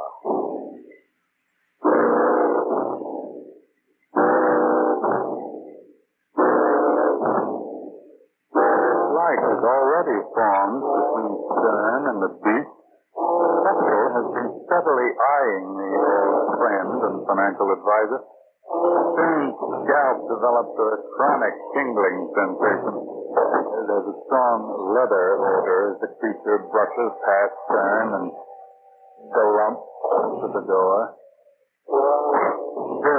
The thing is built in the manner of a frog, except it stands 5 feet high while squatting on its powerful haunches. And the feet are different, too. Feathered cups like those of an octopus. Stern is filled with loathing as he follows its grotesque form through the door. Imagine his state of mind as he finds himself sharing the rear seat of the car with it. Things grew worse for Stern as they arrived at Curtis' home. Faye appears not to notice him at all. Her attention is entirely centered on Clyde. Faye. Please don't bother me now, Hal. I'm fixing some soup for Clyde. Don't hand the soup. Listen to me. We've got to find time for a private discussion. About what? About us, of course. About what we have to do now that Clyde is back. What we have to do is take care of him. He's stuck in a nuisance. Well, so do I. I'm sorry, Hal. That's the way it is. Suppose I just tell him the way things have been between us. Well, I think that Clyde would understand. You don't know Clyde. Oh, please, Hal. I will stay with him and look after him as long as he wants me. You can handle the situation according to your own standards. You bet I will. Meanwhile, you might cooperate until Dr. Anderson gets here and we find out how sick he really is. You certainly couldn't think of bothering him now. Well, the lady's leaving Mr. Stern's flat. He's smoldering. Oh, one hardly feels sympathy for him. He's old enough to know that even Lloyds of London will not ensure the affections of a woman. But now he turns quite naturally, if you like, to thoughts of mayhem. If pride lacked the common courtesy to get lost in the void, then he, Mr. Stern, will have to put him out of the way. This will have to be done before Clyde gets around to revoking the power of attorney he had thoughtfully delegated to his old friend. So, the decision is made and immediately becomes irrevocable in Mr. Stern's mind. It is only a question of how. With what a splendid sense of determination can a man will himself to destruction. Mr. Stern felt in the kitchen for a time, but he is attracted back to the living room by a strong clamor and finds himself facing the awesome consequence of fame, public attention. The press and the curious ones have beaten a path into the door of the man who not only got through Mars, but made it back. If Dr. Kurt is right to depend on rest and quiet, he will have a little chance to live. Now, will you please take care of those people at the door? It's impossible to hear yourself think. I don't think there are more than 250. So I take a chair and drive them away. Please make them stop pounding on the door. Why must people be so inhuman? I'll do what I can.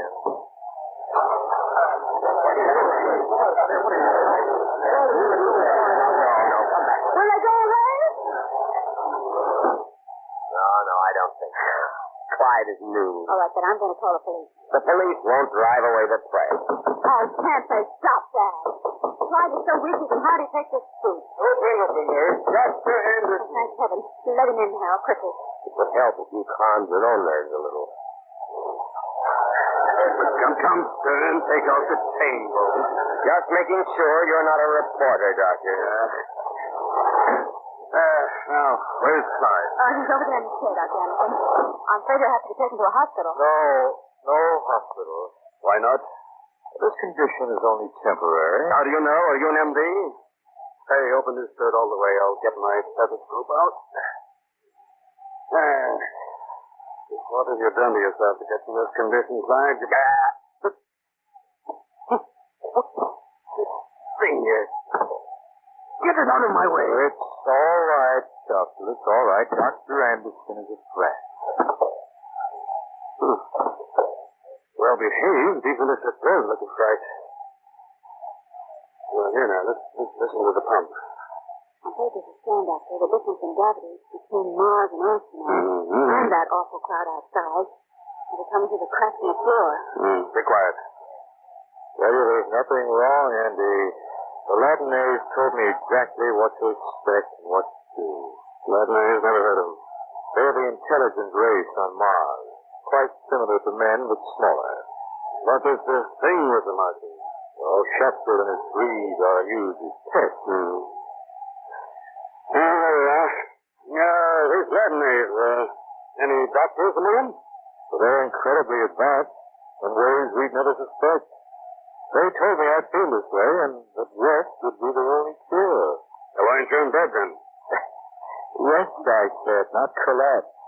Matter of fact, I should be taking a little walk soon. Nothing seriously wrong. I'll leave some pills. But say, he doesn't take more than one every 3 hours. Are they powerful? Yes, quite powerful. They'll have him back to normal in a couple of days. Call me if I'm wrong. I'll let you out, Doctor. Oh, are you staying here, Stan? Yes, and don't worry. We'll see Clyde get plenty of attention. You better support him if he's set on taking that stroll. Right now, that heart is working pretty hard. I'll walk him out and back and let him sit by the ravine. Things are progressing nicely for Mr. Stern. Dr. Anderson has unknowingly provided the method for murder. The police arrive and inform all that they are quarantined until health inspectors have examined Dr. Curtis. Thus, no interruption. The crowd continue to mill about in the street, maintaining an air of confusion. There remains only subtle And that creature must be disposed of before Stern can deal with its master. Mr. Stern concentrates on the problem and examines the monster carefully. Now, how would it defend itself? It has no teeth, and therefore no bite. A creature of whose size would hardly be equipped with a sting. Its haunches and arms look powerful, and the suction cups on its fingers would make a grip difficult to break. On the other hand, it must have a thin skull, adjusted to the slight atmospheric pressure of Mars. The beast returns his stare malevolently and inches closer to his master, Dr. Curtis. It is somehow aware of Stern's intent. Curtis dozes in his chair, and Stern waits for him to waken. Waits until after dark. You're all right, Klein. Yes, it is so. What am I? Serious. I feel as though I've been in a trance. That's the way you look. What time is it? Round 8. Oh, I must move about. The matinees told me to move about. I've had trouble with my legs. I'll help you. If your beast will let me. Chapter, let him support me. Yeah? Reckon will keep a close watch on you. Amazing creature in many ways. I'll just lean on your shoulder, Hal. Did I hear something? What? Are you sure it's all right to move around? It's necessary, my dear. Where are you going? Out to the garden. Is that all right, Clyde? Well, it is looking cool out there, and your old bench is still at the edge of the ravine. It'll be pleasant to sit there again and contemplate the stars. Are the stars out? I think so. All right, then, darling, go ahead. I'm just fixing something for Hal and me to eat. I'm about ready for a little food. Don't let anything stop you, Faye.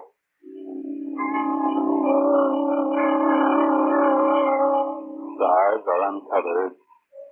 Perfectly clear sky. Dr. Curtis moves slowly to his bench by the ravine and looks up as though in meditation. Mr. Stern continues to stand facing him, and the beast carefully takes up a position between its master and the yawning ravine falling abruptly away into the night. Gusto fixes an adoring gaze on Dr. Curtis and sits motionless. Even his Stern moves nervously about. Why'd you stay on Mars so long, Clyde? I wanted to learn as much as I could. I found out that their civilization is advanced at least 1,000 years beyond our own. And there's no violence of any kind. Crime is unknown. How can that be possible? The psychopathic criminal is treated for his disease. And there is no poverty to create crime in general. As for the power seekers, there is no power to seek since the government is not governed. And they don't even have money. Their needs are produced in abundance. An individual merely presents a service card to take all he requires. You mean to say that nobody on Mars ever gets cleaned up and throttled his wife? It might happen. But the one who is killed dies only in body. His mind and spirit will be transmigrated into the body of the attacker, and the criminal is transformed into his own victim. That you'll never have people believing unless you're able to show how it's done and give demonstrations. Unfortunately, I can't do that. The Latiners are free with their explanations, but they were beyond me. Don't ask me to talk anymore, Hal. Making me very tired. Oh, I'm sorry, Clyde. Well, you rest up a little. I'll just move around for a while and soak up the breeze.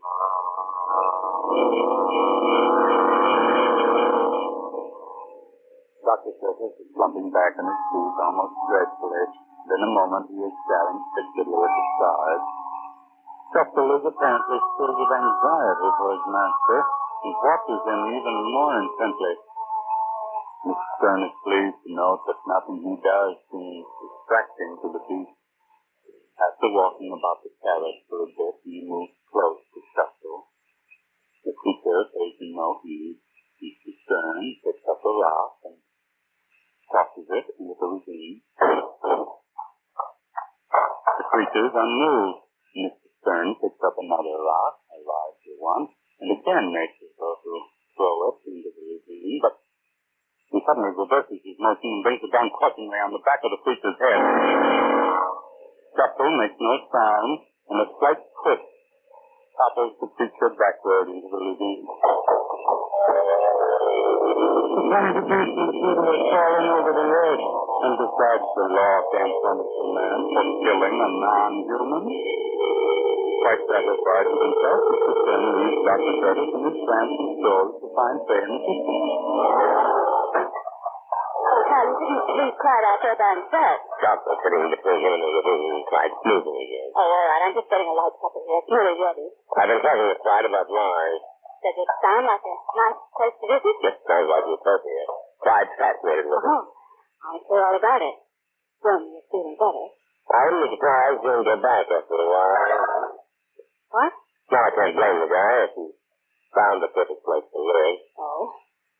Was there any mention of taking me along? No, you didn't get into the conversation at all.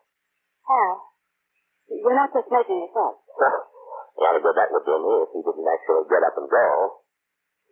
Oh. If he is thinking of returning, he must have been in the road for 5 years. Look, Faye, I understand how you feel about a man like Clyde. He's pretty phenomenal compared with me, and, well, I talked myself into being a good loser, so did you remember that I'm always available? I'll keep it very clearly in mind. Along with this idea of a return trip, which is apparently circulating in Clyde's head. Well, that's all I ask. So you're on it steady now. Are you sure that Clyde is all right out there? You needn't worry about anything happening to him with that Shuffle standing guard. Oh. What's the matter? Did you cut yourself? Well, let's put my finger on his thorn. Things like fury. Oh, well, you'll find something in Clyde's laboratory. But please hurry, or the armor will be easy. Oh, never mind. The sting isn't going to kill me. Let's eat.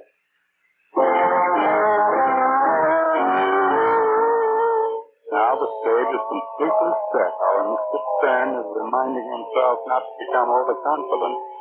But progress is progress, and it can't help him inward snicker at the way things are going. Shuffle, lately deceased, lies at the bottom of the ravine. A resentment against Clyde has been planted in Fay by Stern, and the overdose of heart stimulant he will administer to his old friend and the jigger of brandy will do the rest.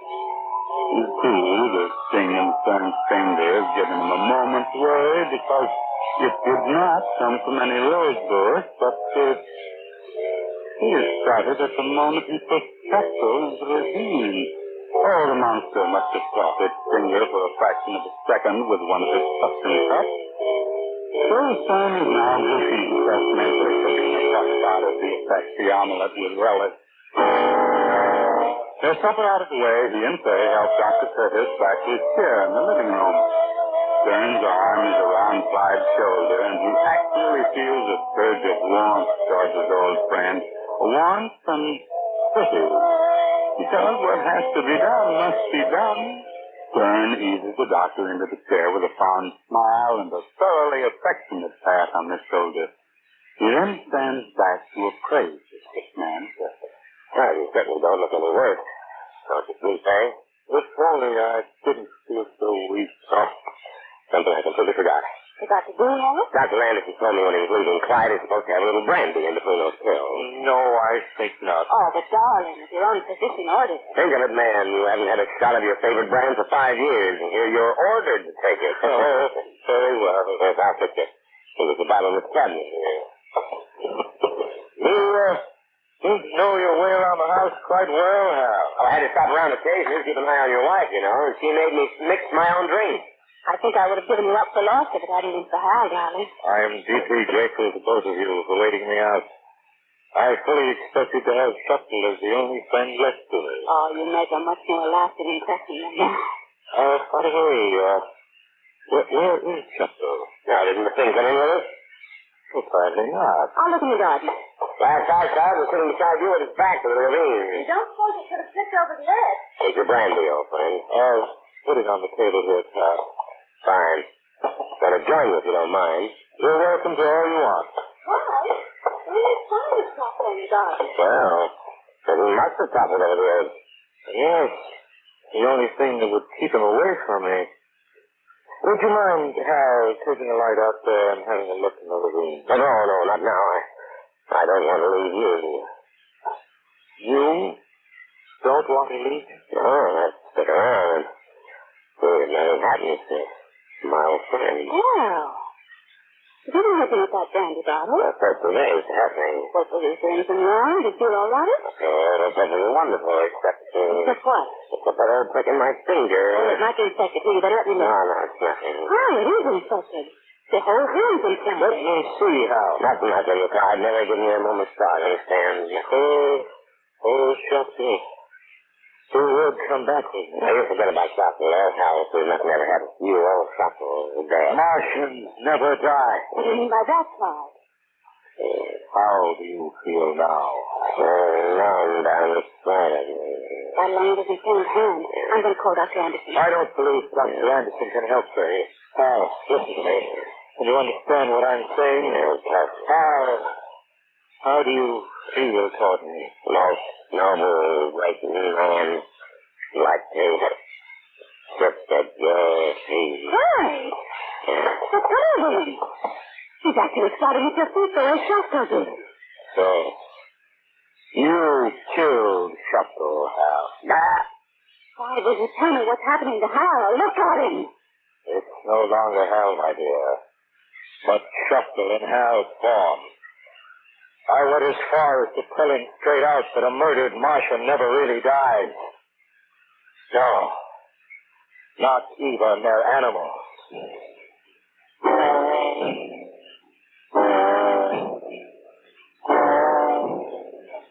There's it all, Mr. Stern. Don't feel sad about him. He brought it on himself. And besides, he was never happier than now, sitting at the feet of his master, adoring the great man, ready to sacrifice his own life to keep his beloved friend from harm.